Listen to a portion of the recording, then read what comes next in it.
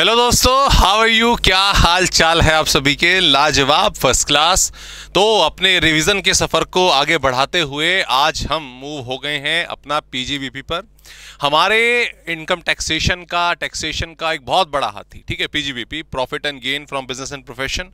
Exam में question आने का पूरा चांसेस है। ज़्यादातर डेप्रीसिएशन से या पार्टनरशिप की कंप्यूटेशन से अक्सर इसमें से क्वेश्चंस पूछे जाते हैं। तो डेफिनेटली एक शॉर्ट अच्छा खासा कंटेंट, आई कैन से कि 10 मार्क्स के अराउंड इस चैप्टर में से पूछा जाता है। ओके, तो पीजीबीपी की बात करते हैं और शुरुआत करते हैं। इससे पहले जो हमारे 5 मेजर हेड्स थे उसमें से हमने सैलरी को कंप्लीट करा है प्रॉपरली, अच्छे तरीके से, और साथ ही हमने जो हाउस प्रॉपर्टी है उस पर अपना जो समय बिताया, कॉन्सेप्ट समझे। उम्मीद करता हूं ये दोनों हेड्स आपको अच्छे तरीके से समझ आ गए होंगे और एग्जाम में वही सेम चीज मैं कह रहा हूं, जैसे पीजीबीपी इंपॉर्टेंट है वैसे ही स्टार्टिंग के जो दोनों हेड्स हमने करे उसमें से भी एग्जाम में अच्छा खासा कंटेंट पूछा जाता है। Okay, so let's move to the PGBP.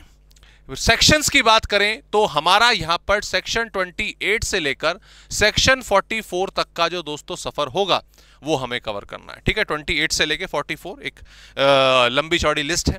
हालांकि इसमें से अगर हम बात करें कि सर इंपॉर्टेंट सेक्शन कौन से हैं जो एग्जाम में जिसके चांसेस ज्यादा बनते हैं, तो सेक्शन 32 जो डेप्रीसिएशन का है, 35 में कई सारे हैं, अपना साइंटिफिक रिसर्च को लेकर भी, स्पेशल बिजनेसेस को लेकर भी। इसके अलावा अगर हम बात करें सेक्शन 40B में पार्टनरशिप की कैलकुलेशन है, और 44 जो हमारी एक प्रॉपर सीरीज है अलग से।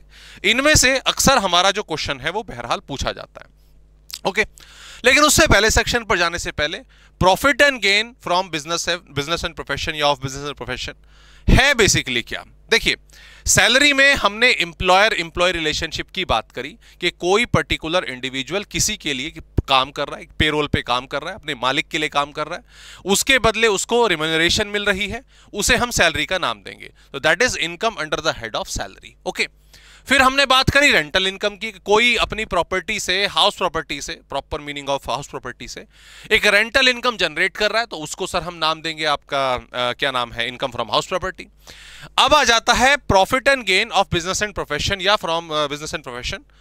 एक पर्टिकुलर पर्सन अपने स्पेसिफिक बिजनेस में एंगेज्ड है, चाहे वो ट्रेडिंग का हो, मैन्युफैक्चरिंग का हो, होलसेलिंग का हो, कुछ भी हो, या फिर वो अपनी एक्सपर्टीज के बिहाफ पर अपने किसी प्रोफेशन में इन्वॉल्व है और वहां से कोई भी रेवेन्यू जनरेट कर रहा है, मतलब अपना बिजनेस कर रहा है, प्रोफेशन कर रहा है, वहां से जो भी कुछ जनरेट कर रहा है वो उसका प्रॉफिट है, वो उसका गेन है, और वो आपके इस हेड में टैक्सेबल होता है। टैक्सेबिलिटी के क्या रूल्स हैं, क्या रेगुलेशन है, वो हम अपना सेक्शन 28 से लेकर 24 के बीच में पढ़ते हैं। ओके, तो सबसे पहले जो सेक्शन 28 है जरा उसकी बात कर लेते हैं। ये क्या है, चार्जिंग सेक्शन। एक तरह से गवर्नमेंट को अधिकार मिलता है कि भैया हम ऐसी इनकम पे टैक्स लगाएंगे। चार्जिंग सेक्शन सैलरी की बात करी 15 था, गवर्नमेंट को अधिकार था कि भाई सैलरी पर हम टैक्स लगा सकते हैं। सेक्शन 15 उसका मायना है। हाउस प्रॉपर्टी के लिए 22 में हमने बात करी। ऐसे ही पीजीबीपी अगर कोई बिजनेस से, प्रोफेशन से अपनी इनकम जनरेट करेगा तो section 28 of our income tax act ये अधिकार देता है गवर्नमेंट को उस पे टैक्स लगाने का। That's why it's called a charging section. Okay, PGBP के अंदर कौन कौन सी इनकम क्लासिफाई होंगी, किस इनकम को हम कहेंगे कि भैया ये पीजीबीपी की इनकम है। तो जैसे अगर हम बात करें प्रॉफिट एंड गेन, भाई जो भी कुछ आप कमाई वमाई करोगे वो तो है ही। देखो, अपना कोई भी सामान अपना ये आपने खरीदा 30 रुपए में, बेचा 50 रुपए में, तो 20 रुपए प्रॉफिट हो गया, ठीक है। वो जो 20 रुपए है वो पीजीबीपी में टैक्सेबल होगा, ठीक है। प्रोफेशन, भाई डॉक्टर साहब हैं, डॉक्टर साहब के पास पेशेंट आया, तो डॉक्टर साहब के पेशेंट आता है, उन्होंने उनसे चार्जिंग फीस ली, अपनी प्रोफेशनल फीस ली कि भाई 1000 रुपए बनते हैं, तो वो 1000 रुपए पीजीबीपी की इनकम माने जाएंगे, ठीक है। इसके अलावा एक्सपोर्ट इंसेंटिव्स, बेसिकली कस्टम्स में बहुत सारी चीजें आप पढ़ेंगे, बट बहरहाल एक्सपोर्ट इंसेंटिव गवर्नमेंट की तरफ से जो बेसिकली आपकी ऐसी कंपनीज जो एक्सपोर्ट इंपोर्ट में डील करती है, तो कई सारे बेनिफिट्स मिलते हैं बेसिकली लाइसेंसिंग को लेकर। लाइसेंस प्रोवाइड कराना कि आप एक्सपोर्ट कर सकते हो, फिर आगे आप उस लाइसेंस को बेच पाते हो, तो उससे ड्यूटी ड्रॉबैक इसका एक बहुत बड़ा पॉइंट है। तो ये एक्सपोर्ट इंसेंटिव्स वगैरह होते हैं। वैल्यू ऑफ एनी बेनिफिट और perquisite arising from business and profession. Business and profession में आप चीजें खरीद रहे हो, बेच रहे हो, वो तो हो ही रहा है। आपकी गुडविल की वजह से, आपकी रेपुटेशन की वजह से, आपके रिलेशंस की वजह से कोई भी अदर बेनिफिट आपको मिले, वो भी आपका पीजीबीपी में ही टैक्सेबल होगा। जैसे फॉर एग्जांपल मान लीजिए आप मेरे पास आए, ये कुछ पेन मान लेते हैं कि भाई मैं आपसे ये आप मुझसे पेन खरीदना चाहते हो। आपने बोला जी हम आपको 10,000 पेन का ऑर्डर देते हैं, तो ये 10,000 पेन आप हमें दे दीजिए। मैंने कहा जी मैं बिल्कुल दे देता, पर आज मेरे पास है नहीं। तो आपने कहा ये तो बड़ी परेशानी होगी, हमें तो आज चाहिए। तो मैंने आपको अपने किसी यार दोस्त के पास भेज दिया कि जाइए आप उनसे ले लीजिए, मैं बोल दूंगा, हमारे ही जानकार हैं, हमारे जैसी क्वालिटी का सामान बना रहे हैं, आप उनसे खरीद लीजिए। आपने उनसे खरीद लिया, वो भाई साहब को पता चला कि जी हमने ऑर्डर दिलवाया, तो वो खुश हो गए। तो अब उसकी तरफ से कुछ मॉनेटरी बेनिफिट, कुछ कमीशन, ब्रोकरेज, कुछ भी वो हमें दे गए। तो ये जो बेनिफिट हुआ वो किसकी वजह से हुआ? हमारे बिजनेस की वजह से हुआ, बराबर। ओके, तो ये चीज क्या हमारी ये पीजीबीपी में आएगी। इस तरीके से any interest, salary, bonus, commission वगैरह वगैरह जो किसको मिलता है? पार्टनर्स को। जो किसको मिलता है? पार्टनर्स ऑफ अ फर्म को, पार्टनरशिप फर्म को। और from such firm extend allowed under section 40B। Sir मतलब देखिए, समझिए, अगर एक पार्टनरशिप है, अगर एक पर्टिकुलर पार्टनरशिप है और उसने जो प्रॉफिट बनाया, मान लीजिए फॉर एग्जांपल 4 लाख रुपीस का, मैं एज्यूम कर रहा हूं, ठीक है, 4 लाख रुपीस का, 3 पार्टनर हैं, या एक काम करिए, छोड़िए और बेहतर एग्जांपल लेते हैं कि 15 लाख रुपए का प्रॉफिट बनाया। अब बिजनेस में 15 लाख रुपए के ऊपर टैक्स लगना चाहिए, लेकिन पता चला कि 3 पार्टनर थे, 3 पार्टनर ने अब इस बिजनेस में काम करा था, तो सब ने सैलरी विड्रॉ कर ली 5-5 लाख रुपए की, 5-5 लाख रुपए की, और प्रॉफिट का धंधे का जो प्रॉफिट है वो दिखा दिया कितना? 0। पहले सरकार को 15 लाख रुपए पर टैक्स मिलने की संभावना थी, एबीसी ने अपने नाम पे 5-5 लाख रुपए की सैलरी दिखा दी। ओके, तो इंडिविजुअल कैपेसिटी में सबकी 5-5 लाख रुपए सैलरी हो गई। इंडिविजुअल कैपेसिटी में 5 लाख की इनकम के ऊपर टैक्स लगता ही नहीं, जैसा कि हम जानते हैं, ठीक है भाई। 47A के बेनिफिट की वजह, सॉरी 47A कह रहा हूं, 87A के बेनिफिट की वजह से 5 लाख रुपए की इनकम तक टैक्स लगता ही नहीं है। तो कहां सरकार को 15 लाख पे टैक्स मिल रहा था, कहां अब एक पैसा टैक्स नहीं मिलेगा? टैक्स प्लानिंग कर ली ना, तो गवर्नमेंट कहती है ऐसा नहीं है भाई, ऐसा नहीं है। हम एक सेक्शन 40B पढ़ेंगे अभी आगे चल के, गवर्नमेंट उसमें मायने तय करेगी कि भाई ऐसा है कि आप कितनी सैलरी, एक पार्टनर जो है सैलरी, कमीशन, इंटरेस्ट के रूप में कितना अमाउंट विड्रॉ कर सकता है। तो पता चला 40B के अनुसार 9 लाख रुपए है। कितना है? 9 लाख रुपए। तो आपने खर्चा भले दिखा दिया हो सैलरीज का 15 लाख रुपए, गवर्नमेंट कहेगी नहीं, 9 लाख ही माना जाएगा, और जो 6 लाख रुपए है वो आपके टैक्सेबल होंगे पीजीबीपी के अंदर, ठीक है। तो ये मायना हम एक सेक्शन 40B में पढ़ेंगे। और यस, इसके अलावा नॉर्मली जो बाकी अदर बेनिफिट्स होते हैं, चाहे हम नॉन कॉम्पिटेंस फीस की बात करें, अपना बिजनेस बंद कर दीजिए जी, ये ब्रांच बंद कर दीजिए, किसी सामने वाले कंपटीटर ने हमें पैसा दे दिया, तो वो भी एक पीजीबीपी की इनकम है। ऐसे ही sum received under keyman insurance policy, special provision के तहत हमें कुछ बेनिफिट मिलता है आपका, तो वो भी आपका पीजीबीपी के अंदर आएगा। इन शॉर्ट इसको सैलरी से कनेक्ट करो। सैलरी में हम कह रहे थे जहां कहीं पर भी इंप्लॉयर, मालिक की तरफ से इंप्लॉय को कोई भी बेनिफिट मिलता है, उस बेनिफिट को सैलरी के अंदर हम लेकर आएंगे, बराबर। ठीक उसी तरीके से एक बिजनेस है, उस बिजनेस को एक पर्टिकुलर इनकम होती है अपने बेनिफिट्स की वजह से, अपने प्रोसेस की वजह से, जो भी कुछ उसको इनकम जनरेट होगी उसकी, वो पीजीबीपी हेड के अंदर आएगी, ठीक है। ये पॉइंट हमारे क्लियर हो गए। आइए आगे बढ़ते हैं। उसके बाद सेक्शन 29 हमें ये बताता है कि मोड ऑफ कंप्यूटेशन क्या है। बेसिकली हम एक तरह से जो कंप्यूटेशन है किस तरीके से करनी सीखेंगे। ओके, तो इसमें हालांकि 2 सिस्टम हमारे इन्वॉल्व होते हैं। सेक्शन 29 मोड ऑफ कंप्यूटेशन की बात करें, एक कैश बेसिस होता है, एक एक्रूअल बेसिस होता है। इसमें ज़्यादा हम इन्वॉल्व नहीं होंगे, मैं सिंपल जो हमारा पैटर्न है एग्जाम का उस पर आपको बता रहा हूं। एक्रूअल बेसिस सिस्टम के हिसाब से हमारी कंप्यूटेशन होती है और उसी के हिसाब से हमें चलना है, ठीक है। देखो मेरी बात समझिए, मैं जरा आपको प्रॉफिट एंड लॉस अकाउंट एक बार बना रहा हूं, टी शेप का प्रॉफिट एंड लॉस अकाउंट हम मान के चलते हैं, ठीक है। Profit and loss account, okay. यहां पे मान लीजिए हमारा ग्रॉस प्रॉफिट ही ले लीजिए, चलिए ग्रॉस प्रॉफिट ले लीजिए, ठीक। ग्रॉस प्रॉफिट आपका मान लो कितना, सिंपल फिगर लेके चलते हैं 10,000 रुपए, ओके। उसके बाद आपने यहां पे अपना रेंट दिखाया जो हाउस प्रॉपर्टी से मिला था, ठीक है। उसके बाद आपने यहां पे अपना इंटरेस्ट दिखाया जो आपको बैंक से मिला था, ठीक है। ये मान लीजिए 1,000 रुपए, ये मान लीजिए 500 रुपए। फिर आपने यहां पे अपनी सैलरीज एंड वेजेस दिखा दी अपने बिजनेस की जो 2000 रुपए की थी। प्रिंटिंग, स्टेशनरी, इंश्योरेंस का खर्चा दिखा दिया जो कि 3000 रुपए का था। ठीक है, उसके बाद एसेट्स पर डेप्रिसिएशन बता दिया जो कि 2000 रुपए का था। ठीक है, यहां पर आपके आगे सारे के सारे अमाउंट। इसके बाद यहां पर एक पर्सनल एक्सपेंस आपने यहां पे दिखा दिया 1000 रुपए का, बराबर। पर्सनल एक्सपेंस आपने यहां पे लिख दिया। इसके अलावा अगर हम बात करें, पर्सनल एक्सपेंस आपका आ गया, रेंट आ गया, इंटरेस्ट आ गया, चलो इतने से समझ आ जाएगा। अब आपने इसका टोटल करा तो यहां पे आ गया आपका 11500। ठीक है, अब यहां पर आप टोटल करते हो तो 11500 और ऊपर का तमाम खर्चा जो है वो आपने माइनस करा तो ये कितना होता है 8000 रुपए। तो 3500 यहां पर आपका नेट प्रॉफिट आ गया। और आप कह रहे हो कि भाई ये जो आपका 3500 है ये पीजीबीपी की इनकम है, जरा इस पर टैक्स लगा लीजिए, इस पर जो है टैक्स लगा लीजिए।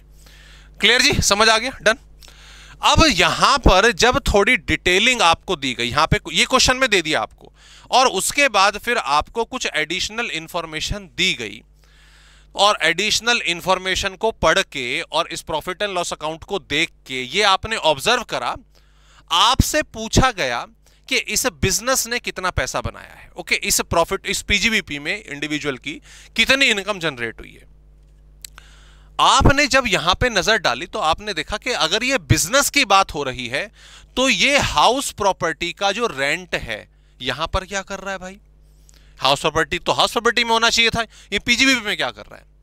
ऐसे ही ये बैंक पर जो इंटरेस्ट मिला है, बैंक में जो खाता होगा उस पर इंटरेस्ट जो कमाया है 500 रुपए, ये तो अदर सोर्सेस की इनकम है, ये प्रॉफिट एंड लॉस अकाउंट में इन्होंने क्यों दिखा रखा है। ओके, ऐसे ही पर्सनल एक्सपेंसेस का, अपने पर्सनल एक्सपेंसेस का यहां पर क्या मतलब, आपने जो उसको अपनी एक्सपेंसेस में दिखा रखा अपना टैक्स बचाने के लिए, ये चीजें गड़बड़ हो रखी हैं।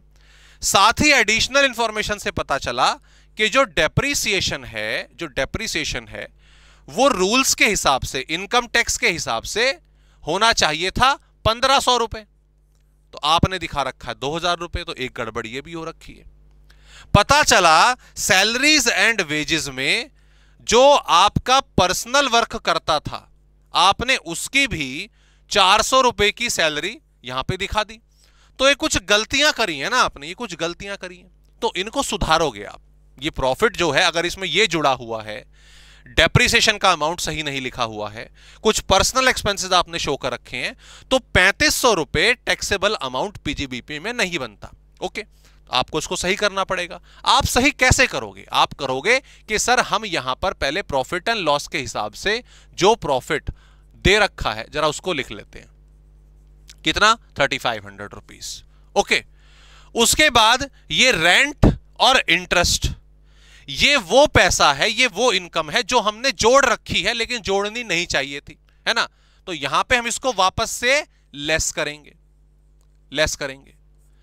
ये इनकम भाई क्रेडिट साइड में है ना, तो जोड़ रखी है, नहीं जोड़नी चाहिए थी तो उसको वापस से लेस करो। Less income not to be included, जोड़नी नहीं चाहिए थी।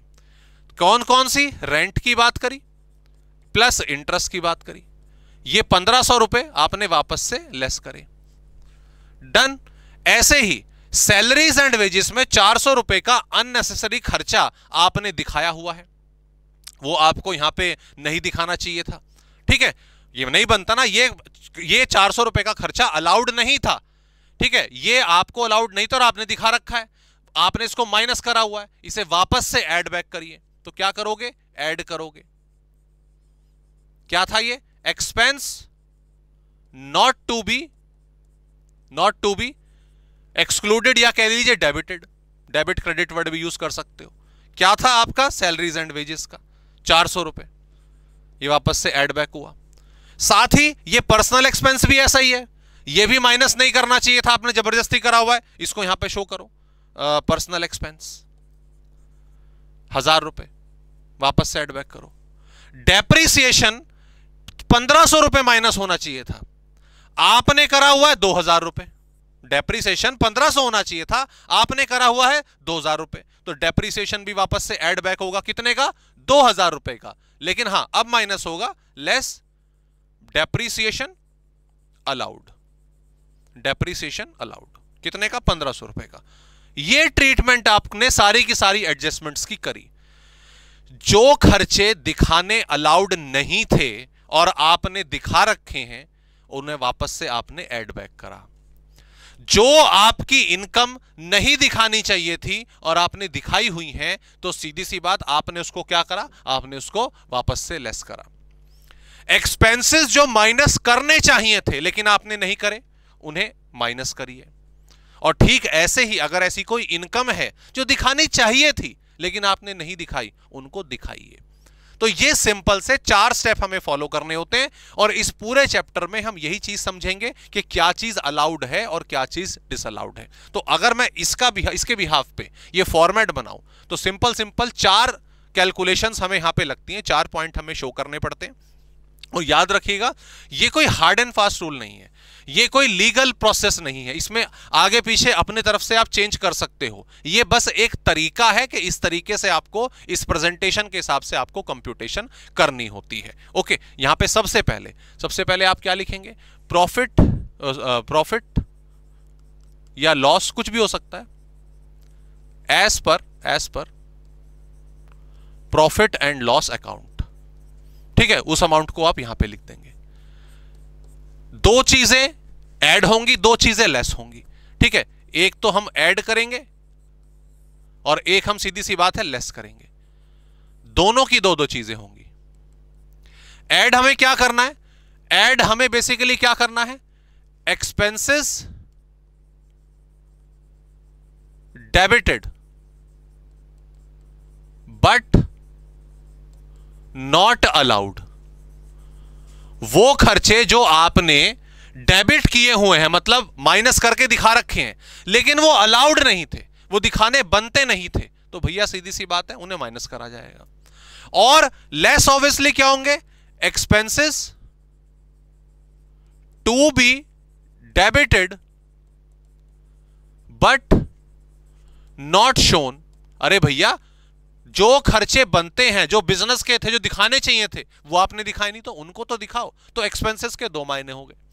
सिमिलरली इनकम की बात करें, add income to be credited but not shown. Income जो आपको खाते में जोड़ के दिखानी चाहिए थी, जो जोड़नी चाहिए थी बिजनेस की, वो आपने नहीं दिखाई। इसका मतलब चोर है तुम्हारे मन में, चोर है, गलती है, जो भी है, तो दिखाओ, उसको शो करना पड़ेगा। लेकिन ऐसी इनकम लेस जो नहीं बनती थी दिखानी, जैसे रेंट की बात करी, इंटरेस्ट की बात करी, लेकिन खामा बिजनेस में जोड़ के दिखा रहे हो, तो वो गलत है। Income credited but not allowed. तो ये चारों चीजें आपकी यहां पर आ जाएंगी। इनको एडजस्ट करने के बाद जो भी अमाउंट आएगा वो आपके पीजीबीपी की बिजनेस की एक्यूरेट इनकम होती है। बराबर जी, समझ आ गया? हाँ जी सर। तो ये बेसिकली फॉर्मेट हो गया। इसके बाद आगे बढ़ते हैं। इसमें मैं एक बारी सेक्शन 38 का ओवरव्यू आपको दे देता हूं, सिंपल सा, बिल्कुल बेसिक सा मीनिंग इसका है। हालांकि सेक्शन बात का, लेकिन पहले इसको क्लियर कर लेते हैं कि जो भी हमारी एसेट्स बिजनेस के लिए यूज होती है ना, और पर्सनल यूज के लिए भी इस्तेमाल होती है ना, तो जो बिजनेस का हिस्सा है बेसिकली अगर हम बात करें, वही आपका एक्सपेंसेस में शो होगा। एक बिल्कुल सिंपल सी कॉमन अंडरस्टैंडिंग है। फॉर एग्जांपल, मान लीजिए आपने एक 3 फ्लोर का एक जो बिल्डिंग है वो रेंट पे ली हुई है, उसका रेंट आप महीने का 60,000 रुपए पे करते हैं, बराबर।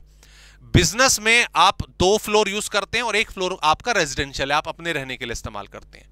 तो देखो सीधी सी बात, 3 फ्लोर की बिल्डिंग बिजनेस के लिए 2/3 यूज होती है, ठीक है, 2/3 यूज होती है, 2 फ्लोर यूज होते हैं। तो कायदे से जो उन 2 फ्लोर का किराया बनता है ना, अपने प्रॉफिट एंड लॉस अकाउंट में वही दिखाना। पूरी बिल्डिंग का सर 3 फ्लोर का सर 60,000 रुपए, इसका मतलब 2 फ्लोर का पर फ्लोर के हिसाब से कितना हो जाएगा? 40,000 रुपए। तो 40,000 रुपए जो है वो अपना पर्टिकुलर बिजनेस में आप खर्चा दिखाएंगे। ठीक है जी, समझ आ गया? आगे बढ़ते हैं।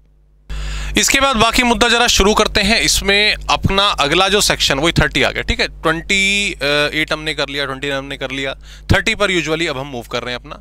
30 और 31 जो अपने दोनों के दोनों सेक्शन है डेप्रिसिएशन से पहले, बिल्कुल सिंपल से हैं और सिमिलर से हैं मायने में अगर हम देखें तो।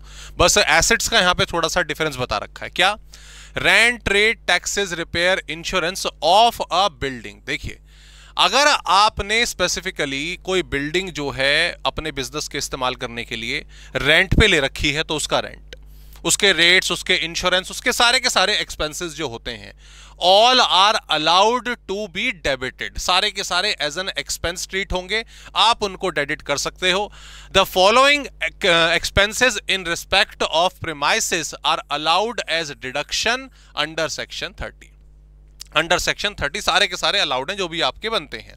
Such expenses are allowed even if the assessee not the owner of the premises provided। कोई जरूरी नहीं है कि आप उसके ओनर हो। भाई मान लीजिए आपने एक बिल्डिंग किराए पर ली बिजनेस चलाने के लिए, तो ऑब्वियसली उसका रेंट पे करोगे, तो रेंट तो एज एन एक्सपेंस ट्रीट होगा ही। लेकिन जो उसका मालिक था उसने बोला जी भैया बिल्डिंग आपकी, तो बाकी खर्चे भी आप ही देखोगे। कल को उसका पेंट वेंट का कुछ रिपेयर का खर्चा हुआ वो भी आप ही को देखना है। उसका जो एनुअल इंश्योरेंस जाएगा, फायर इंश्योरेंस या म्युनिसिपैलिटी के जो अदर टैक्सेस वगैरह जाएंगे वो भी सब आपको देखने हैं। तो आपने कहा ठीक है भाई मैं अपना धंधा चलाना है मुझे, तो सीधी सी बात है इन खर्चों को भी मैं निभाऊंगा ना। तो उस केस में मैं बिजनेस का बिल्डिंग का ओनर नहीं हूं, लेकिन जो भी मैं खर्चा कर रहा हूं वो है तो मेरे अपने बिजनेस के लिए ही। तो इसीलिए ये सारे के सारे एक्सपेंसेस जो हैं डेफिनेटली वो अलाउड होते हैं, आप खर्चा दिखा सकते हो, ठीक है। और ओनर नहीं हो तो भी, हालांकि अगर ओनर है तो रेंट क्यों बनेगा, लेकिन बाकी जो हैं वो आपके दोनों केसेस में होते हैं, ओनर के केस में भी और नॉन ओनर के केस में भी expenses are allowed, okay. Similarly ऐसे ही repair and insurance of plant and machinery, furniture, fixture, उसी की तरह हो गया। ऐसे ही जो बिजनेस चलाने के लिए जो आपके क्या नाम है प्लांट एंड मशीनरी है, फर्नीचर है, ये तमाम चीजें जो हैं सारी की सारी वो भी खर्चे के रूप में अलाउड होती हैं। लेकिन इसमें एक चीज याद रखिएगा, खर्चा किसका अलाउड होगा? रेवेन्यू नेचर का, रेवेन्यू नेचर का, और उनका इंश्योरेंस वगैरह का जो खर्चा है, ठीक है। अगर कैपिटल एक्सपेंडिचर होगा, अगर किसी भी प्रकार का कैपिटल एक्सपेंडिचर होगा, उसका खर्चा जो भी आपने करा है, ठीक है, वो एज एन एक्सपेंस अलाउड नहीं होता। वो एसेट की वैल्यू में जुड़ता है और उस पर डेप्रिसिएशन लगता है। तो सीधी सी बात है, capital expenditure plant and machinery का, आपके फर्नीचर एंड फिक्सचर का अलाउड नहीं होता, ठीक है। चलो, ये स्टार्टिंग का एक बेसिक सी अंडरस्टैंडिंग हमने देखी कि क्या क्या खर्चे अलाउड होंगे, क्या क्या नहीं होंगे, ये केस हमने कर लिया। Let's move to the very important part, very important section of PGBP, and that is depreciation. That is what? Depreciation. Section 32 पूरा का पूरा इसमें है, ओके। अब डेप्रिसिएशन क्या है ये मुझे बताने की सर जरूरत नहीं है, है ना भाई। डेप्रिसिएशन ऑब्वियसली हम क्लास 11-12 से, जब से हमने अकाउंटेंसी शुरू करी है तब से पढ़ते हुए आ रहे हैं। हम अपनी पर्टिकुलर एसेट को इस्तेमाल करते हैं, उसका वेयर एंड टियर होता है, उसकी वैल्यू घिसती है, तो वो चीज डेप्रिसिएशन के रूप में हम एज एन एक्सपेंस अपना अलाउड कर सकते हैं। डेप्रिसिएशन आता है प्रॉफिट एंड लॉस अकाउंट के डेबिट में। अगर डेबिट में कोई भी चीज आएगी तो उससे नेट प्रॉफिट कम होगा, नेट प्रॉफिट कम होगा तो ओनर को, बिजनेस को कम टैक्स देना पड़ेगा। तो डेप्रिसिएशन एक टूल होता है, एक नॉन आपका कैश एक्सपेंस तो होता ही होता है, साथ ही डेप्रिसिएशन एक ऐसा टूल है जो आपके नेट प्रॉफिट को कम करता है, आपका टैक्स बचाता है। अब क्योंकि हर बिजनेस में एसेट्स की वैल्यू बहुत ज्यादा होती है, देखा जाए तो प्लांट एंड मशीनरी, आपकी जो लैंड एंड बिल्डिंग है, इतनी बड़ी हैवी इन्वेस्टमेंट होती है। ये हैवी इन्वेस्टमेंट पर डेप्रिसिएशन भी हैवी होता है। तो अगर फर्म्स को छूट दे दी जाए कि अपने हिसाब से डेप्रिसिएशन लगा लो, तो वो तो भैया ना जाने किस किस परसेंटेज के हिसाब से डेप्रिसिएशन चार्ज करके नेट प्रॉफिट को बिल्कुल नदारद ही कर दें, खत्म ही कर दें और सरकार को तक टैक्स पहुंचाए ना। तो इसीलिए डेप्रिसिएशन को लेकर गवर्नमेंट ने रूल बनाया हुआ है। गवर्नमेंट इन द सेंस कि हमारे जो इनकम टैक्स एक्ट है वो डेप्रिसिएशन को लगाने का रूल प्रोवाइड कराता है कि भैया आप अपने फाइनेंशियल अकाउंटिंग सिस्टम में डेप्रिसिएशन का रेट जो भी दिखा रहे हो, जो भी यूटिलाइज कर रहे हो, वो आपकी मर्जी है।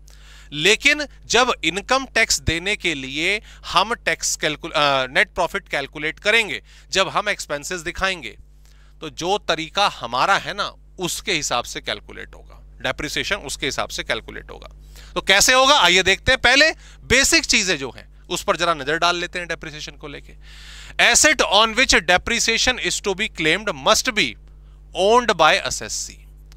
असेसी उस पर्टिकुलर एसेट का ओनर होना चाहिए, चाहे वो किसी भी फॉर्म में हो, इंडिविजुअली हो, जॉइंटली हो, आपका को ओनर हो, उसका हक बनता है समहाउ उस एसेट के ऊपर, तो वो डेप्रिसिएशन क्लेम करेगा। दूसरा, यूज होनी चाहिए बिजनेस के लिए, यूज होनी चाहिए बिजनेस के लिए। ऐसा नहीं कि वो पर्सनल पर्पस के लिए इस्तेमाल कर रहा है और डेप्रिसिएशन चार्ज कर रहा है बिजनेस के लिए, वो चीज गलत है। आगे, the rate of depreciation must be prescribed under income tax act. Owner कह रहा है कि भाई मेरी बिल्डिंग बहुत ज्यादा इस्तेमाल होती है बिजनेस में, इस पर हम 20% के हिसाब से डेप्रिसिएशन लगाएंगे। हमारी ये मशीनरी बहुत ज्यादा इस्तेमाल होती है बिजनेस में एक साल में, इस पर 50% का डेप्रिसिएशन रेट लगाएंगे। तो आपको लगाना अपनी फाइनेंशियल अकाउंटिंग के लिए लगा लो, हम मना नहीं कर रहे। लेकिन जब टैक्स कैलकुलेट होगा, टैक्स के लिए प्रॉफिट कैलकुलेट होगा, तो डेप्रिसिएशन उस रेट से कैलकुलेट होगा जो रेट इनकम टैक्स एक्ट में दे रखी है। जैसे बिल्डिंग में 10% है, प्लांट एंड मशीनरी में यूजुअली 15% होता है, वो लगेगा, आपका कहा हुआ नहीं माना जाएगा। और दूसरी चीज, एक चीज और याद रखेंगे, यहां पर आगे पॉइंट आएगा आपका वो, हाँ, कि कभी भी एक काम करो, अभी चलो मैं लिख देता हूं, डेप्रिसिएशन भी लगेगा कैसे।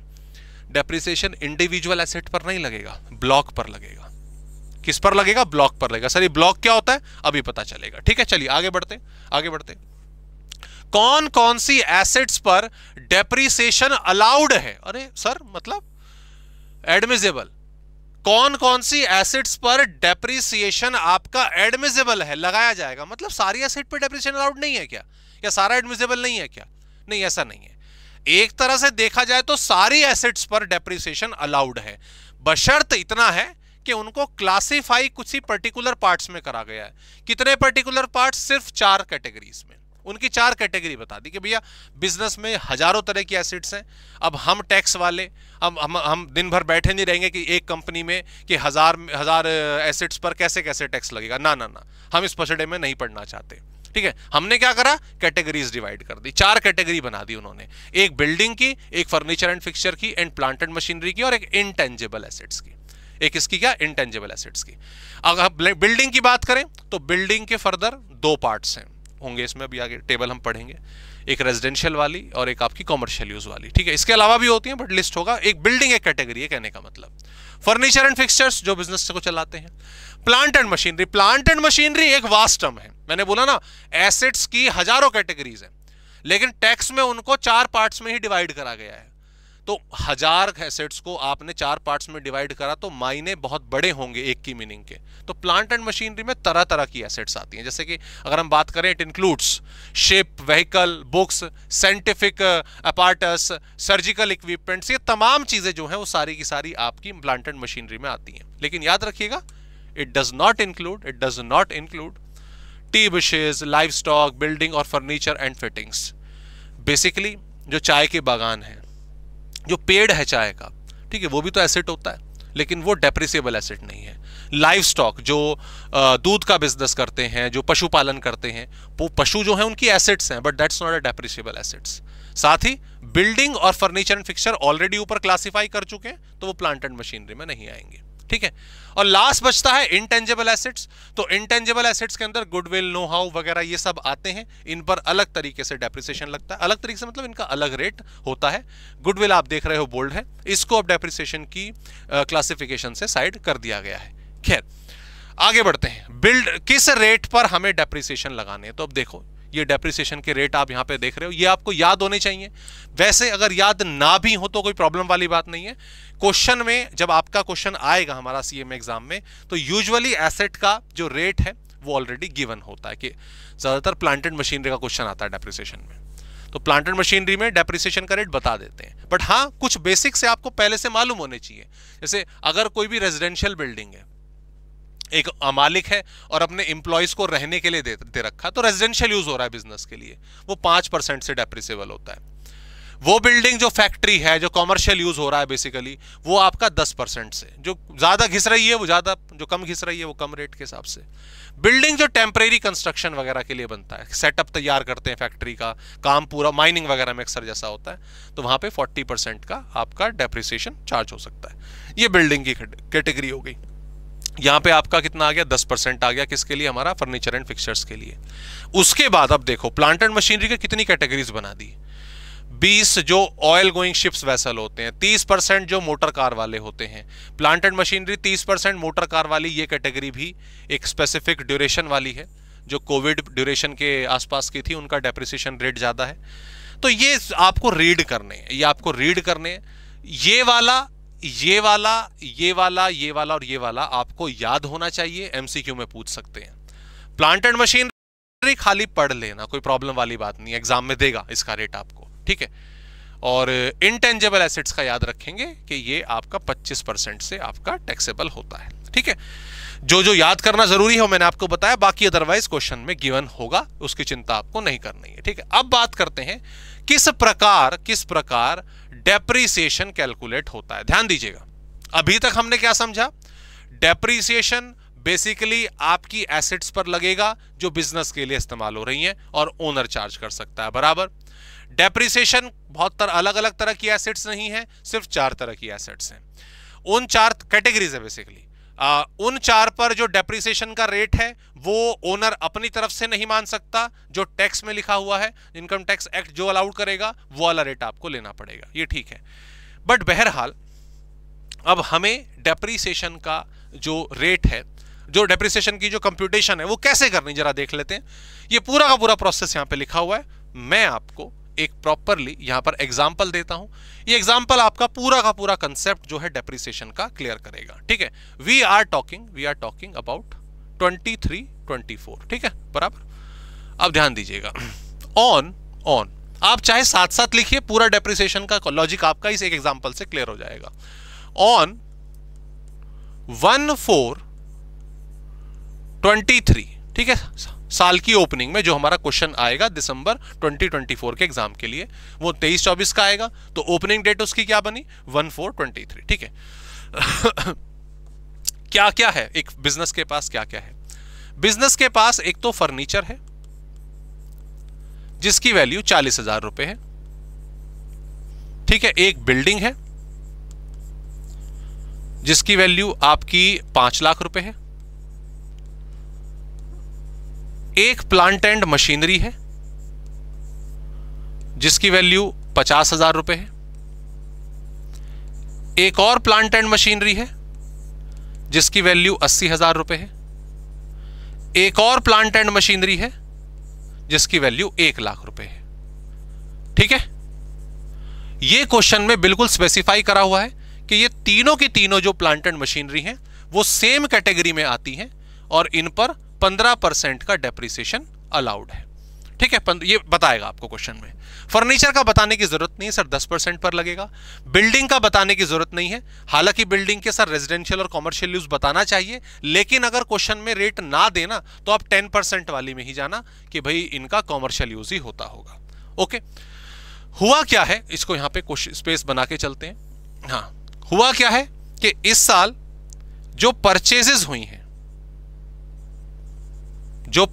हुई हैं, ठीक है, इस साल हम मतलब बिजनेस ने 1 जुलाई 2023 को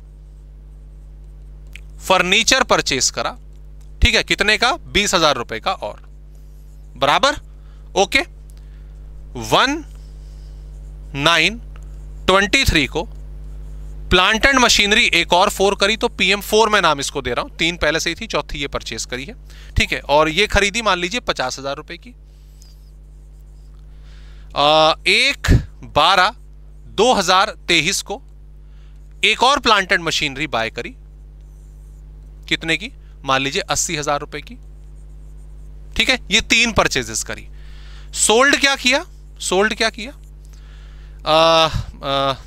1/2/2024 को PM2 सोल्ड कर दी, कितने की सोल्ड कर दी, 60,000 रुपए की वो सोल्ड कर दी, 60,000 रुपीज की वो सोल्ड करती। ये क्वेश्चन का क्राइटेरिया आपको दे रखा है, बिल्कुल बेसिक एग्जांपल हमने यहां पे लिया। 1/4/23 को ये एसेट्स बिजनेस के पास ऑलरेडी थी, उसके बाद आपको परचेज और सेल की डिटेल दी गई। ये 3 परचेजेस करी गई हैं, ये 1 सेल करी गई है। हमें डेप्रिसिएशन कैलकुलेट करना है हमारे 23-24 के लिए। ओके, आइए करते हैं। हमेशा कंप्यूटेशन ब्लॉक वाइज होगी। दरअसल क्या है, रूल क्या कहता है कि भाई अगर मान लीजिए, जैसे प्लांट एंड मशीनरी की बात करता हूं, इसमें प्लांट एंड मशीनरी में ही ब्लॉक का इंपॉर्टेंस है। जब हम डेप्रिसिएशन काउंट करेंगे पीजीबीपी के लिए, हमें अलग से प्लांट एंड मशीनरी 1 का कॉलम नहीं बनाना, अलग से PM2 का कॉलम नहीं बनाना, हमें PM3 का अलग से कॉलम नहीं बनाना। ना जाने कितनी प्लांट एंड मशीनरीज हैं, सबकी कंप्यूटेशन अलग अलग तरीके से थोड़ी ना होगी, सिर्फ एक ही साथ एक ही ब्लॉक में होगी।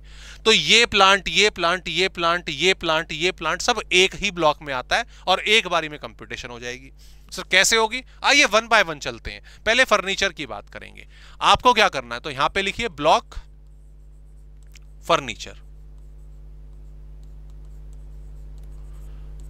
ठीक है। उसके बाद यहां पर opening WDV, return down value, ठीक है। कितना? 40,000 रुपए। इसमें आप ऐड करेंगे इस साल अगर आपने कुछ परचेजेस करी हैं, और लेस करेंगे अगर आपने इस साल कुछ सेल्स करी हैं। फर्नीचर आपने जो भी कुछ इस साल खरीदा है वो इसमें जोड़ देंगे, जो भी कुछ आपने बेचा है ऑब्वियसली इसमें से माइनस कर देंगे। तो 40,000 पहले से था, फर्नीचर 20,000 का और खरीदा है, सेल इसमें से कुछ भी नहीं है, सेल इस बार कुछ नहीं है। तो यहां पे टोटल आपका कितना आ गया? 60,000 रुपए। इस पर हम माइनस करेंगे depreciation at the rate of 10%, जो कि टैक्स रेट ने हमें, इनकम टैक्स डिपार्टमेंट ने हमें रेट बताया हुआ है 10%, 6,000 रुपए। और यहां पर क्लोजिंग WDV आ जाती है 54,000 रुपए। तो इस साल का जो प्रॉफिट एंड लॉस अकाउंट में डेप्रिसिएशन हम बुक कर सकते हैं फॉर द फर्नीचर, वो 6,000 रुपए है। ओके, बिल्कुल सिंपल स्ट्रेट फॉरवर्ड। आपके पास एक फर्नीचर था 40,000 रुपए का, आपने एक और फर्नीचर खरीदा 20,000 रुपए का, तो 2 फर्नीचर नहीं है, आपके पास एक ही फर्नीचर है और वो 60,000 रुपए का हो गया। सर ये परचेज करा 1/7/23 को, तो 1 जुलाई से लेकर 31 मार्च तक 9 महीने होते हैं, तो 9 महीने का डेप्रिसिएशन लगाना चाहिए। कुछ भी नहीं है, नथिंग लाइक दैट, ऐसा कुछ भी नहीं है। सीधा सीधा जो भी अमाउंट आएगा उस पर 10% का डेप्रिसिएशन लगाना है। हालांकि इसमें एक पॉइंट है अभी कि कब तक हमें फुल डेप्रिसिएशन लेना है, कब तक हमें हाफ लेना है, वो मैं बताऊंगा अभी, बट दैट्स द सिनेरियो। ये फॉर्मेट करा, टोटल आया 6,000 रुपए, सीधा सीधा डेप्रिसिएशन। ऐसे ही अगर मैं नेक्स्ट देखूं, ब्लॉक की बात करूं, कौन सा? हमारा बिल्डिंग, ठीक है। बिल्डिंग में ध्यान दीजिएगा, यहां पर जो हमारी ओपनिंग WDV हमें दे रखी थी वो थी 5 लाख रुपए। कितने की? 5 लाख रुपीस की। अब इसमें ना तो कुछ परचेज हुआ है ना ही कुछ सेल हुआ है, तो ये एज इट इज आ गया कितना? 5 लाख रुपीस। आइए इस पर डेप्रिसिएशन लगा दीजिए, depreciation at the rate of 10%, 50,000 रुपया आ गया, और 50,000 के हिसाब से यहां पे 4,50,000 हमारा अमाउंट आ जाएगा। So that's the scenario, 50,000 rupees बराबर। ये मतलब ये फर्नीचर के लिए 6,000 आ गया और हमारी बिल्डिंग के लिए आपका 50,000 आ गया, बराबर। सिंपल, कोई दिक्कत नहीं। आइए जरा एक बार बात कर लेते हैं किसकी? प्लांट एंड मशीनरी की। प्लांट एंड मशीनरी थोड़ा सा ज्यादा कंटेंट है, तो थोड़ा मजा भी आएगा, ज्यादा कंसेप्ट इसमें क्लियर भी होंगे। ये सारा हम यहां से हटा देते हैं, ये क्लियर हो गया। चलो प्लांट एंड मशीनरी को देखो। ओके, प्लांट एंड मशीनरी के लिए ब्लॉक प्लांट एंड मशीनरी, यहां पर लिखेंगे ओपनिंग WDV एज ऑन 1/4/23।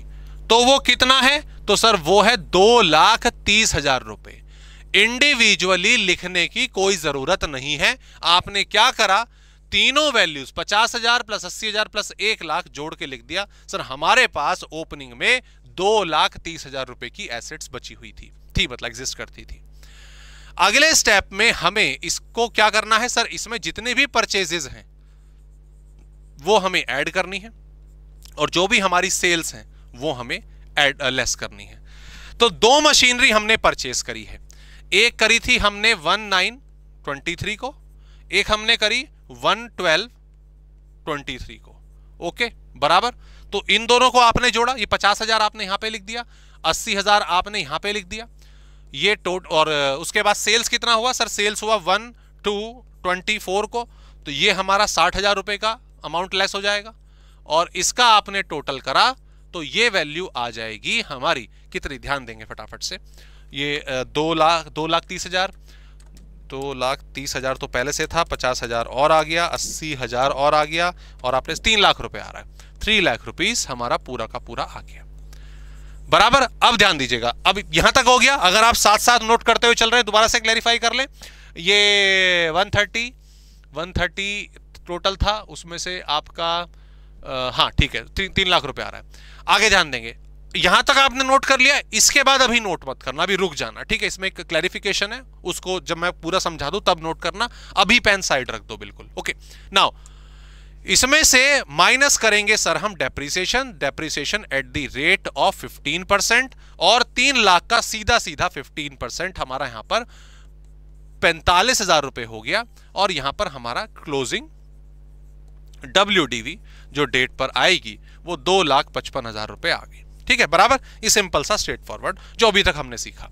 लेकिन ध्यान दीजिएगा, मैंने बोला इसको नोट नहीं करना है, तो ये पैटर्न हो गया, इस तरीके से डेप्रिसिएशन आप लगाएंगे। बस एकमात्र चीज जो आपको देखनी है वो ये देखनी है इस बारी कि आपने जो एसेट्स परचेज करी हैं, सिर्फ परचेज करी हैं, सेल को तो दिमाग से निकाल दीजिएगा, जो सेल कर दी वो तो चली गई, वो कितने दिन इस्तेमाल हुई, कितने महीने इस्तेमाल हुई, पूरे साल भर होके आपने 30 मार्च को 31 मार्च को बेची, उससे फर्क नहीं पड़ता। अगर आपने वो बेची है तो सीधी सी बात है आपने उसको माइनस कर दिया, दैट्स इट, उसकी वैल्यू का, जो उसकी वैल्यू दे रखी है जितने में आपने उसको बेचा है बराबर, ठीक है। आपको सिर्फ नजर डालनी है परचेजेस की तरफ कि जो एसेट्स आपने परचेज करी हैं, जो एसेट्स आपने परचेज करी हैं वो कितने दिन इस्तेमाल हुई हैं। ऐसी एसेट जो 180 दिन से कम इस्तेमाल हुई होगी उस पर आधे रेट का डेप्रिसिएशन लगेगा। आई रिपीट, जो एसेट 180 दिन से कम यूज हुई होगी उस पर आधे रेट का डेप्रिसिएशन लगेगा। तो इस मायने के हिसाब से अगर हम ध्यान दें दोस्तों, प्लीज गौर फरमाएंगे, जो ये वाली एसेट है प्लांट एंड मशीनरी में, ये वाली एसेट जो 1 दिसंबर को मैंने खरीदी है, तो दिसंबर के 31 दिन, जनवरी के 31 दिन, फरवरी के 29 दिन और मार्च के 31, इन सबको अगर मैं जोड़ रहा हूं तो ये 121 डेज के आसपास आ रहे हैं, ठीक है। बाकी जो ओपनिंग में थी वो तो साल भर ही इस्तेमाल हुई होंगी, जो 1 सितंबर को खरीदी है वो ऑटोमेटिकली 180 दिन से ज्यादा आ रही है।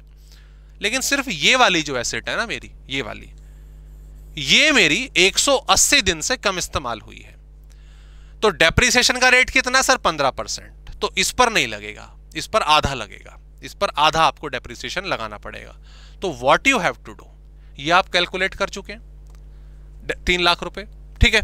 आपने परचेजेस की तरफ नजर डाली, आपको सिर्फ एक एसेट नजर आई जो 180 दिन से कम इस्तेमाल हुई, आपको क्या करना है, minus depreciation on plant and machinery used for less than 180 days, ठीक है 180 डेज। तो कितने की थी, कितने खरीदी थी सर, 80,000 रुपए की। तो 80,000 इंटू 7.5%, ये महीने मत लिखना यहां पे कुछ, 7.5% कितना आ गया, 80,000 6,000 रुपए, 6,000 रुपए हम यहां पे लिख देंगे, ये माइनस हो जाएगा, माइनस डेप्रिसिएशन ऑन अदर्स। तो 3 लाख में से आपने 80,000 पर तो डेप्रिसिएशन लगा दिया, तो बची कितनी? 2,20,000। इस पर आपको पूरा डेप्रिसिएशन लगाना है 15% के हिसाब से। तो 2,20,000 का 15% 33,000 रुपए आएगा। हाँ, 33,000 हम यहां से माइनस करेंगे। So that's the depreciation. पहले 45,000 रुपए आ रहा था ना पूरा, वो 45,000 रुपए नहीं, टेक्निकली 39,000 आएगा। और क्लोजिंग WDV हमारी यहां पर आ जाएगी 2,61,000। It is 2,61,000। So that's the only thing. जो परचेज की तरफ जाओगे, 180 लेस वाली एक एसेट देखोगे, उस पर आधा डेप्रिसिएशन लगाओगे, बाकी पूरा होगा।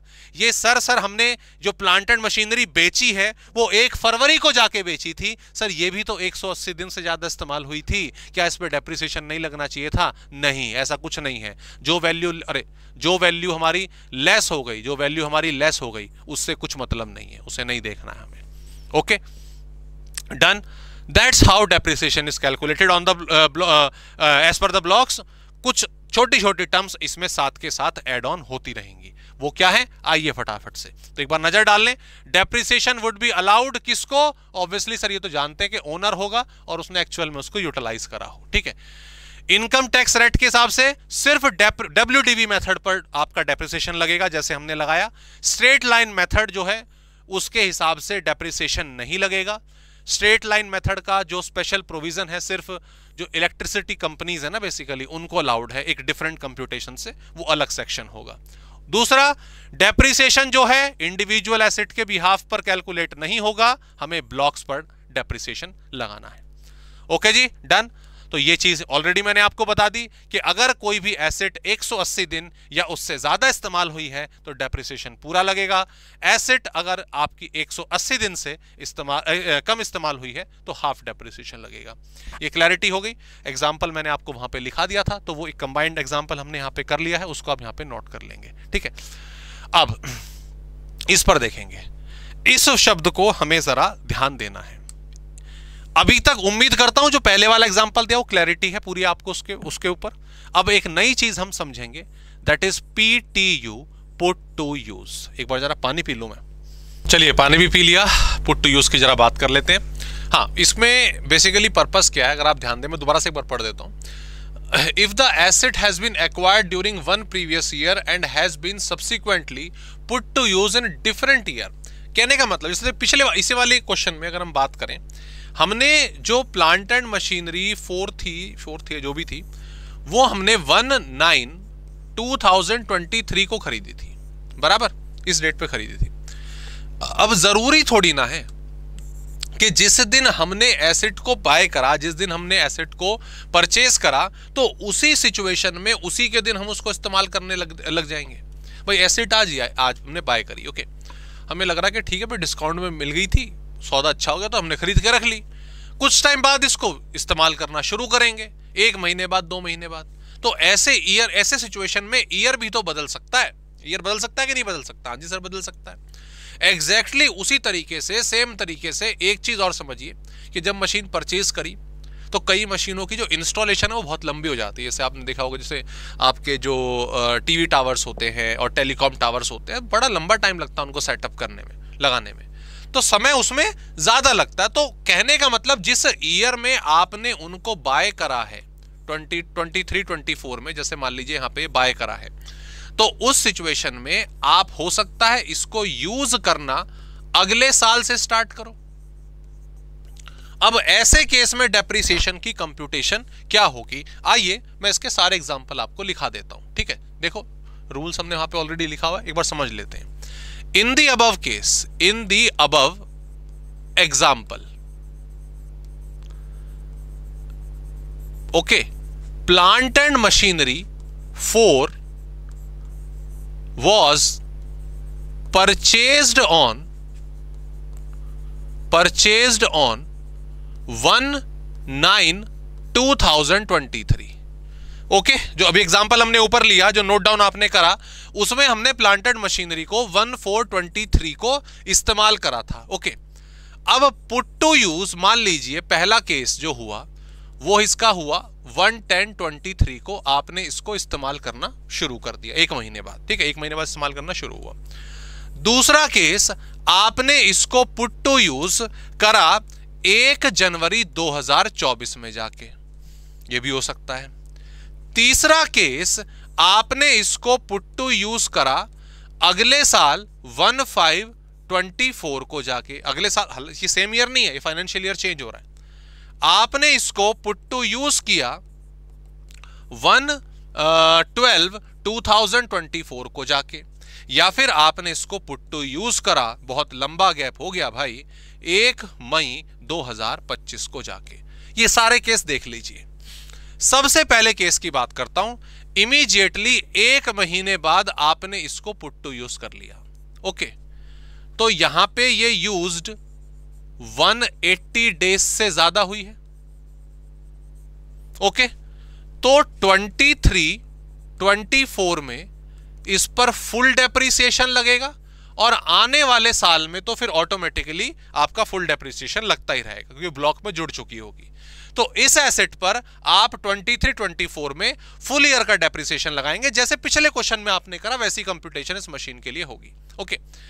अगर पुट टू यूज आपने ये खरीदा, आपने ठीक है 14/19/23 को, लेकिन पुट टू यूज करने में आपने 4-6 महीने का इस्तेमाल कर लिया, 4 महीने के बाद लगभग आप इसको इस्तेमाल कर रहे हो, ओके। तो ये ऑब्वियसली यूज्ड हुई है 180 लेस डेज के लिए, 180 से कम डेज के लिए। तो ध्यान कर दीजिएगा 23-24 के लिए आप इस पे हाफ डेप्रिसिएशन लगाओगे, जो इसका रेट है 7.5% लगेगा। समझ आ गई बात? कोई डाउट इसमें? हाँ जी सर, यानी कि जो पहले कंप्यूटेशन आपने करी ना ऊपर, ये वाली, ये देखिए, ये जो कंप्यूटेशन आपने यहां पे करी हुई है, इसमें पहले वाली, इस वाली मशीनरी का तो फंडा बिल्कुल क्लियर था ना। ये वाली मशीनरी 80,000 रुपए की, सर ये तो 180 दिन से कम ही थी, तो ऑब्वियसली इस पर आधा डेप्रिसिएशन लगा। लेकिन ये जो 1923 को आपने 50,000 की खरीदी है और इसको आपने पुट टू यूज 14 को करा, तो फिर इस 80,000 में ये 50,000 भी जुड़ जाते, ये 50,000 भी जुड़ जाते, और 1/30 पर आधा डेप्रिसिएशन लगता, और जो बाकी वैल्यू आती रिमेनिंग उस पर फुल लगता। क्लियर हो गई? हाँ जी सर, आगे बढ़ते हैं। इससे अगले वाले केस जरा अच्छे हैं। इससे अगले वाले केस में अगर हम देखें, जो यूटिलिटी है, मतलब कहने का मतलब जो पुट टू यूज है, वो नेक्स्ट ईयर में जा रहा है, वो उससे अगले पर्टिकुलर ईयर में आपका जा रहा है। इन दैट सिनेरियो अब ध्यान दीजिए, ये आपने इस्तेमाल शुरू करी कब? 24-25 में। ये आपने शुरू कब करी? ये भी 24-25 में। ये आपने कब शुरू करी?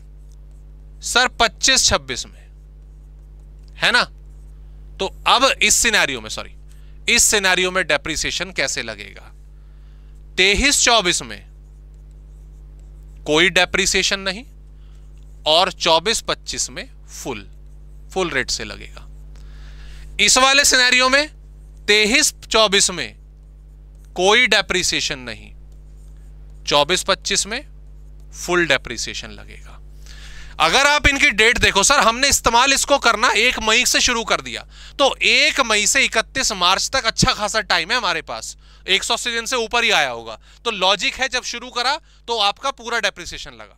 लेकिन ये वाली डेट दिसंबर की है, जब शुरू करा करना तो उस साल में दिसंबर से मार्च तक ये 180 दिन से कम आ रहा है, स्टिल डेप्रिसिएशन पूरा ही चार्ज होगा, क्योंकि ईयर बदल चुका है।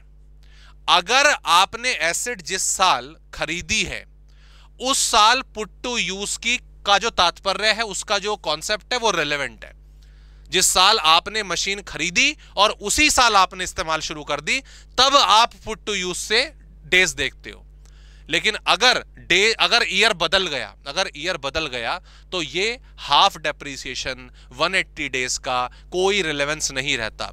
जिस भी ईयर से आप इस्तेमाल करना शुरू करोगे उस ईयर से फुल डेप्रिसिएशन ही चार्ज होगा। अगर ये 31 मार्च भी होता ना, सिर्फ एक दिन के लिए भी एसेट इस्तेमाल होती 24 में, आपका 23-24 में, नहीं 1 सेकेंड, हाँ सॉरी 24-25 में, तो भी फुल ईयर का डेप्रिसिएशन लगता। बराबर? सिमिलरली अब देखो यहां पर तो सर बहुत बात करा, 25-26 में जाके करा, तो 23-24 में कोई डेप्रिसिएशन नहीं, 24-25 में कोई डेप्रिसिएशन नहीं, लेकिन जिस भी ईयर से शुरू करोगे फुल के हिसाब से आपका डेप्रिसिएशन चार्ज होगा। फुल के हिसाब से आप अपनी जो पर्टिकुलर कंप्यूटेशन है दोस्तों वो रखेंगे। ओके जी, तो मेरे ख्याल से पुट टू यूज का जो कॉन्सेप्ट है वो भी क्लियर हो गया है। और दोस्तों देखिए क्योंकि रिवीजन पार्ट है, फास्ट ट्रैक बेसिस है, तो ऑब्वियसली जो स्पीड है थोड़ी सी मेरी ज्यादा जा रही है, बट यस मैं उम्मीद करता हूं कि जो कंसेप्ट है आपका वो अच्छे तरीके से आपका क्लियर हो रहा है।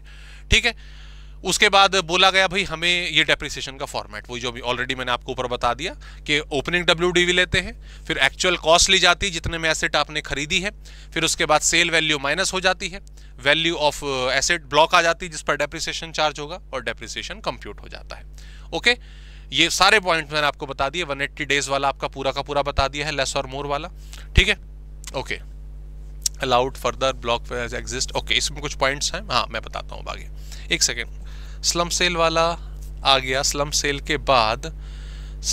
के बाद सेल ऑफ ब्लॉक, हाँ सक्सेशन ऑफ बिजनेस बराबर है, मुझे लगा वो पॉइंट हट तो नहीं गया। आइए फटाफट से आते हैं, ये पॉइंट हमारा यहां पर आ जाता है मिसलेनियस टॉपिक्स। ठीक है, slump sale conditions, slump sale condition, अगर बिजनेस की स्लम सेल हो जाती है, अगर बिजनेस की पूरी स्लम सेल हो जाती है तो उस सिचुएशन में डेप्रिसिएशन किस तरीके से चार्ज होगा मैं आपको बता दूं।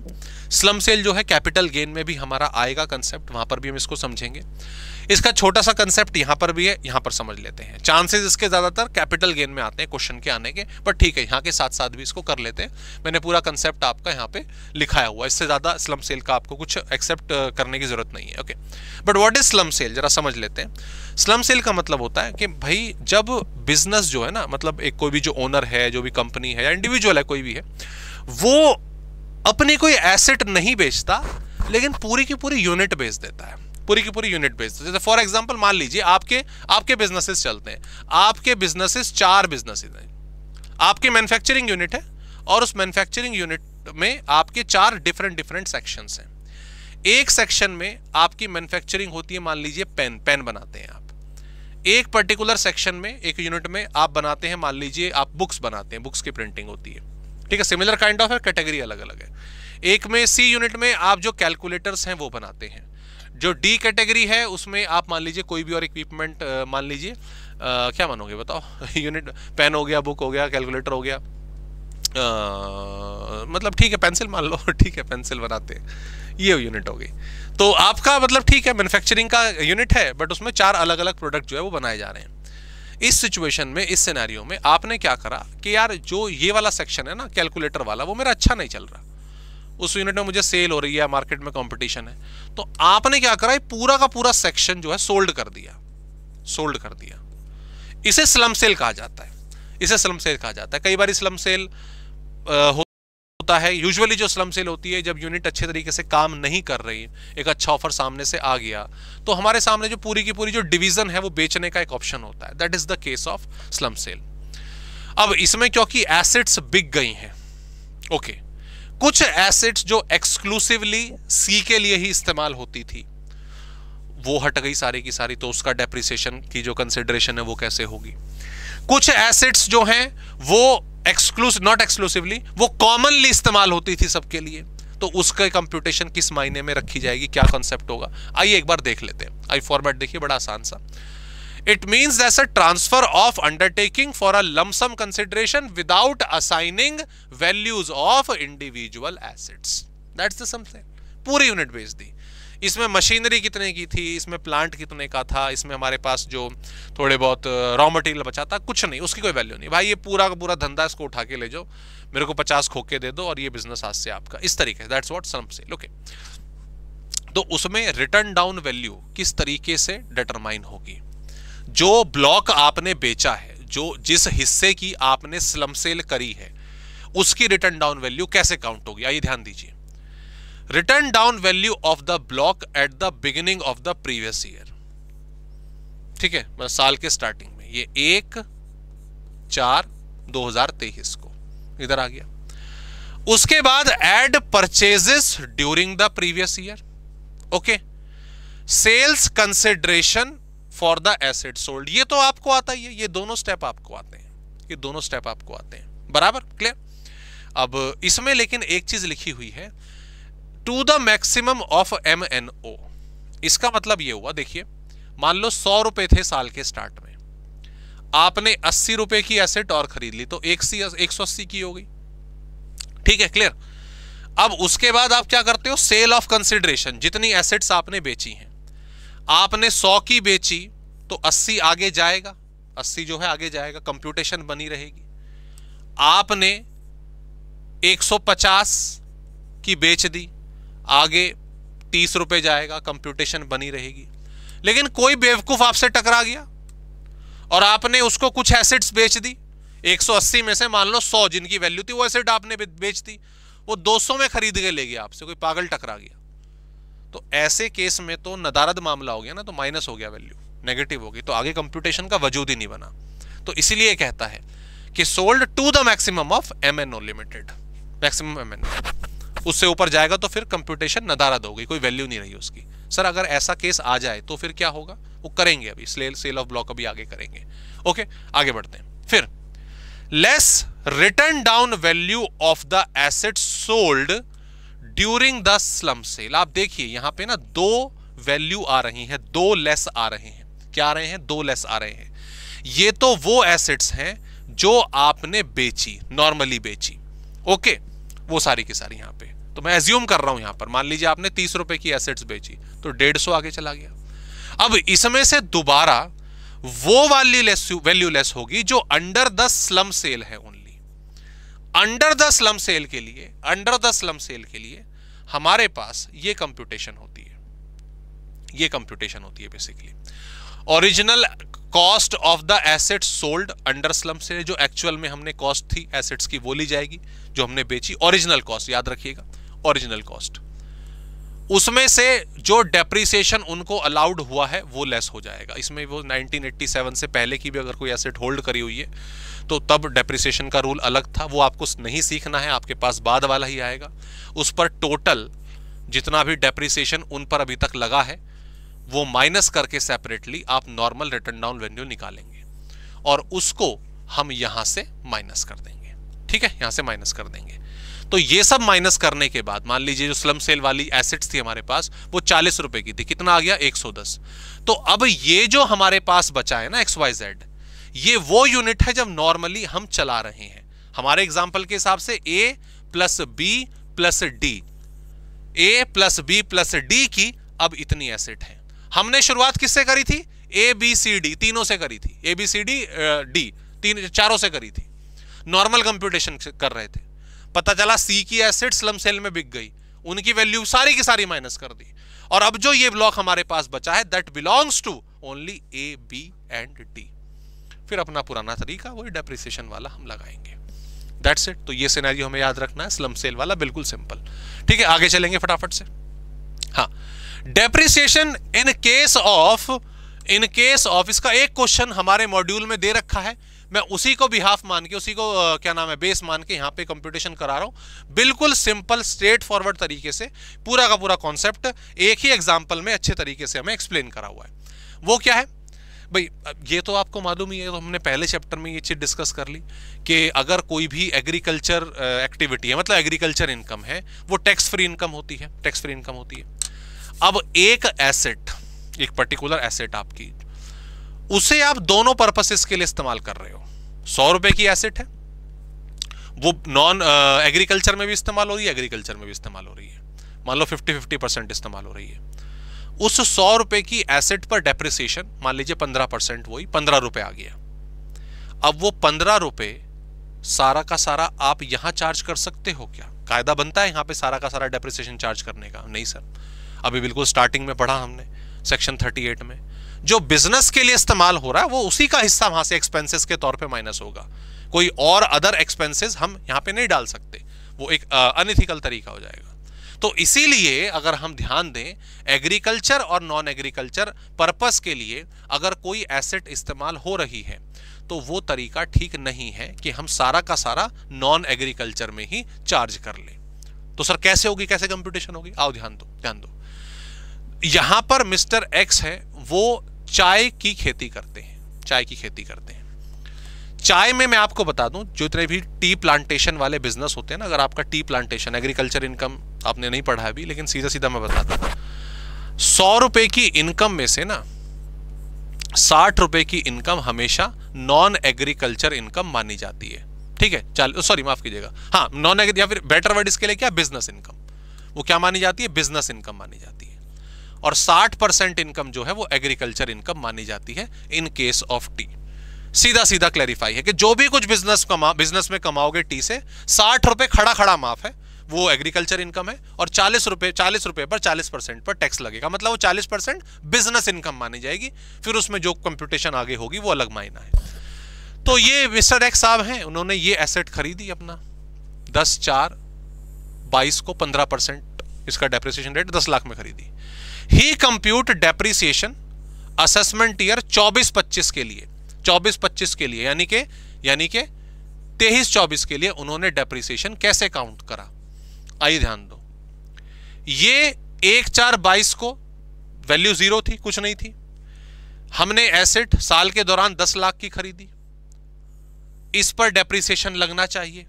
ठीक है, less depreciation for the previous year 22-23, अभी 23-24 नहीं आया, 10 लाख का 15% जो डेप्रिसिएशन रेट था और उसका 40%। देखो, अगर मैं यहां पे कंसेप्ट की बात करूं तो करा तो भाई ने ठीक है, मतलब विचार ठीक लगाया अपना कि यार इस साल का डेप्रिसिएशन मेरा कितना बनता है सर, 10 लाख का 15% 1.5 लाख रुपए। ओके, लेकिन मैं इस मशीन को एग्रीकल्चर और नॉन एग्रीकल्चर दोनों के लिए इस्तेमाल कर रहा हूं, तो ये गलत है, मुझे ऐसा नहीं करना चाहिए। मुझे 1.5 लाख का आपका 40% जो है वो डेप्रिसिएशन मानना चाहिए। ओके, तो भाई ने क्या करा, 10 लाख में से 60,000 का डेप्रिसिएशन माइनस करा और 940 की रिटर्न डाउन वैल्यू बता दी साल के स्टार्टिंग में। ओके, और फिर उसके ऊपर वही सेम फॉर्मूला, इसका 15%, इसका 40%। ठीक है, 56,400, और ये इस तरह से माइनस करते हुए ला रहा है लगातार। क्या ये तरीका सही है, क्या ये मायना गलत है? यस और नो, जरा जल्दी से बताएं। हाँ, ये गलत है, ये गलत करा भाई ने, ऐसे नहीं करना है डेप्रिसिएशन कैलकुलेट। उसके विचार सही चल रहे हैं, उसके विचार जो हैं सही चल रहे हैं, लेकिन उसके विचारों में भी कुछ दिक्कत आ रही है, कुछ कॉम्प्लिकेशन आ रहा है। वो क्या है, वो गलत है। वो इस तरह से कंप्यूटेशन होगी, वो इस तरह से कंप्यूटेशन होगी जो सॉल्यूशन में दे रखी है। ऐसा है भाई, सुन मेरी बात, सुन मेरी बात, ये डेप्रिसिएशन कैलकुलेट हो रहा है। ओके, जो इनकम शीट बन रही होगी ना तेरी, जो इनकम स्टेटमेंट बन रही होगी वो अलग बन रही होगी। ओके, 10 लाख पे पूरा 15% चार्ज होगा, पूरा 15%। किसके लिए? आपका 22-23 के लिए पूरा डेप्रिसिएशन चार्ज होगा। 8.5 लाख रुपए क्लोजिंग, इस 8.5 लाख रुपए पर पूरा 15% लगेगा, ये 23-24 के लिए।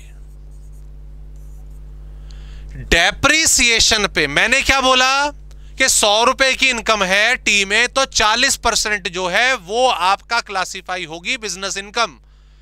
भाई वो इनकम के लिए, वो डेप्रिसिएशन के लिए नहीं है। आप डेप्रिसिएशन ऐसे ही कैलकुलेट करोगे जैसे करते आए थे, चाहे टी हो, रबड़ हो, एग्रीकल्चर हो, कुछ भी हो, कुछ भी ऐसे ही कैलकुलेट होगा। जो वो 40% 60% का मायना है ना, वो आपको जब इनकम स्टेटमेंट बनेगी वहां पे दिखाना है। यहां पे अगर आप देखो कंप्यूटेशन में, अगर आप देखो आपकी क्वेश्चन में 8 लाख रुपए की एग्रीकल्चर इनकम दे रखी है, 8 लाख रुपए की एग्रीकल्चर इनकम। क्लियर? इसमें से डेप्रिसिएशन पहले माइनस करोगे, पूरा का पूरा full depreciation, full depreciation. 8 lakh रुपए की टोटल इनकम थी एग्रीकल्चर की, ओ सॉरी टी से, नॉट एग्रीकल्चर, टी से टोटल इनकम कितनी आई थी? 8 लाख रुपए। उसमें पूरा डेप्रिसिएशन चार्ज करा, उसके बाद जो ये अमाउंट आया ना, इसका 40-60 खेलना। पहले ये समझ के चलना है कुछ एग्रीकल्चर नहीं है, कुछ नॉन एग्रीकल्चर नहीं है। कुल मिला के बात ये है, पहले अपनी कंप्यूटेशन कराओ पूरी की पूरी, पहले पूरा डेप्रिसिएशन चार्ज करो, पहले पूरे एक्सपेंसेस चार्ज करो, पहले पूरी इनकम दिखा, सब कुछ कर लो। जब एंड में सब कुछ खर्चा करने के बाद जो अमाउंट आपका आएगा 672, उसमें से 60% 40% करते रहना। ओके, डेप्रिसिएशन में किसी भी प्रकार का डिस्ट्रीब्यूशन नहीं होगा, वो सारा का सारा एक ही ऑर्डर में कैलकुलेट होगा। बराबर, ये चीज आप लोगों को क्लियर होनी चाहिए। नेक्स्ट अगला पॉइंट आते हैं, sale of block. Sale of block में समझा, सेल ऑफ ब्लॉक का मैंने कोई एग्जांपल यहाँ पे कोई थ्योरी पार्ट मैंने नहीं लिखा है, मैं सिंपल तरीके से आपको इसको बताता हूं। ठीक है, सेल ऑफ ब्लॉक आपने क्या करा, ध्यान दीजिए, opening WDV plus purchases plus what, purchases. Opening WDV में मेरे पास 5 मशीनरी थी और मैंने 2 इस साल और खरीदी। ठीक है, मैं एग्जांपल बता रहा हूं आपको सारे के सारे। ठीक है, यहां लिख देता हूं, opening value opening WDV plus यहां पे परचेजेस। ओपनिंग WDV कितनी मेरे पास, मैंने बोला 5 मशीन है और मैंने 2 और खरीदी। ओपनिंग WDV थी 1 लाख की और 2 लाख की आपकी 2 मशीनरी और खरीदी, वो मान लीजिए 60,000 रुपए की। ठीक है, सेल वैल्यू भी मैंने नहीं लिखी, तो टोटल अभी तक कितना हुआ यहां पे, सॉरी माफ कीजिएगा, हाँ 1,60,000 रुपए के टोटल 7 मशीन हो गई है। क्या हो गई, 7 मशीन मेरे पास हो गई है। ओके, मैंने क्या करा, सोल्ड 7, सातों की सातों मशीन मैंने बेच दी। मैंने सातों की सातों मशीन जो है वो यहां पर बेच दी, पूरी की पूरी। ओके, अब बेची तो 2 तरीके हो सकते हैं, ये बिक गई हो 1,20,000 रुपए में, ओके, और ये बिक गई हो 2 लाख रुपए में। ये 2 केस हो सकते हैं, ये 2 केस हमारे पास हो सकते हैं। ये सातों की सातों मशीन हमने जो बेच दी, तो 1,20 की बिक सकती है और 2 लाख की बिक सकती है। 1,60 का सौदा 1,20 में बिक गया तो 40,000 का आपको क्या हो गया सर, लॉस। इसे कहा जाएगा शॉर्ट टर्म कैपिटल लॉस। इसे हम क्या कहेंगे, शॉर्ट टर्म कैपिटल लॉस कहेंगे। पहली चीज बिल्कुल सिंपल सी, अगर ये 1,60 का सौदा आपने 2 लाख रुपए में बेच दिया तो ऑब्वियसली आपको सर 40,000 रुपए का प्रॉफिट हो गया, 40,000 रुपए का। इसे बोला जाएगा शॉर्ट टर्म कैपिटल गेन, इसे बोला जाएगा शॉर्ट टर्म कैपिटल गेन। हालांकि जो इसकी ट्रीटमेंट है बेसिकली वो हमारी होती है, क्या नाम है आपका, कैपिटल गेन की टैक्सेबिलिटी के आधार पर, बट इसको लिखना इसी तरीके से, ये बिल्कुल समझ आ गई, सिंपल सी बात। अच्छा, नोट कर लो, नोट कर लिया, 10 सेकंड आपके पास। मैं दोबारा बता दूं, 7 मशीन हो गई थी 160 की, ये सातों की सातों बिक गई। 1,20 की बिकी मतलब कम वैल्यू की बिकी तो लॉस है, ज्यादा की बिकी तो फायदा है, तो it is short term capital loss and capital gain accordingly. अब ध्यान दीजिए दूसरा केस, अब हम दूसरे केस पर आ रहे हैं, इसको हटा देता हूं। आपने सोल्ड करी 6 मशीन, मतलब सारा ब्लॉक नहीं बेचा, सारा नहीं बेचा, 5 बेची, 4 बेची, 6 बेची, अभी मतलब कोई ना कोई मशीनरी एग्जिस्ट करती है। अगर ये आपकी बिकी 1,20 की, 1,20 की बराबर, ये वैल्यू कुछ और ले लें, सब कॉमन आ रही है तो कुछ और ले लेते हैं, मान लो 1,40 की, 140 की, तो कोई प्रॉब्लम वाली बात नहीं है, प्रोसेस कंटिन्यू रहेगा। प्रोसेस क्या रहेगा, कंटिन्यू रहेगा, कोई दिक्कत वाली बात नहीं। कैसे सर, 1,60 की हो गई थी ना, तो 1,60 में से जब आप यहां से सेल वैल्यू लेस करेंगे तो आपकी 1,40 करेंगे, 1,40 के बाद कितनी रह गई, 20,000 रुपए की, तो ऑब्वियसली इस पर डेप्रिसिएशन लगेगा, तो नॉर्मल प्रोसेस कंटिन्यू रहेगा, बात खत्म, कोई दिक्कत वाली बात ही नहीं है इसमें, है ना, ये तो ऑलरेडी सीख चुके हैं। लेकिन अगर आपने 6 मशीन बिकी, 6 अभी एक एग्जिस्ट कर रही है, मान लो वो 1,90 की बिक गई, 1,90 की बिक गई, तो आपका सीधी सी बात है यहां पर 30,000 रुपए का प्रॉफिट हो गया, और ये शॉर्ट टर्म कैपिटल गेन कहा जाएगा, शॉर्ट टर्म कैपिटल गेन कहा जाएगा। सर एक एसेट बची हुई है अभी भी, उसका मतलब क्या फिर करेंगे, तो वो जो ब्लॉक है ना आपका, that is kind of cease to be exist, वो अब एग्जिस्ट नहीं करता, उस मशीन की वैल्यू निल हो चुकी है, वो बैलेंस शीट में ना पड़ी नहीं रहेगी, वो बेसिकली आपके नीचे जो एनेक्स्चर्स होते हैं ना बैलेंस शीट के, वहां पड़ी रहेगी कि भाई ये पर्टिकुलर एसेट आज भी कंपनी ओ करती है, लेकिन इसकी वैल्यू निल है क्योंकि इसका जो ब्लॉक है ऑलरेडी पहले हायर वैल्यू पे सोल्ड हो चुका है और फर्म ने उस पर 30,000 रुपए पर पूरा प्रॉफिट दे दिया है, पूरा टैक्स दे दिया है, तो इस मशीन हम यूज करते रहेंगे बट इसकी वैल्यू एग्जिस्ट नहीं करेगी। तो ये 4 सिंपल से केसेस जो हैं हमारे सेल ऑफ ब्लॉक के बनते हैं। अगला जो पॉइंट यहां पे आ जाता है दोस्तों, फिर हम अनऑब्जर्व्ड डेप्रिसिएशन पर जाएंगे।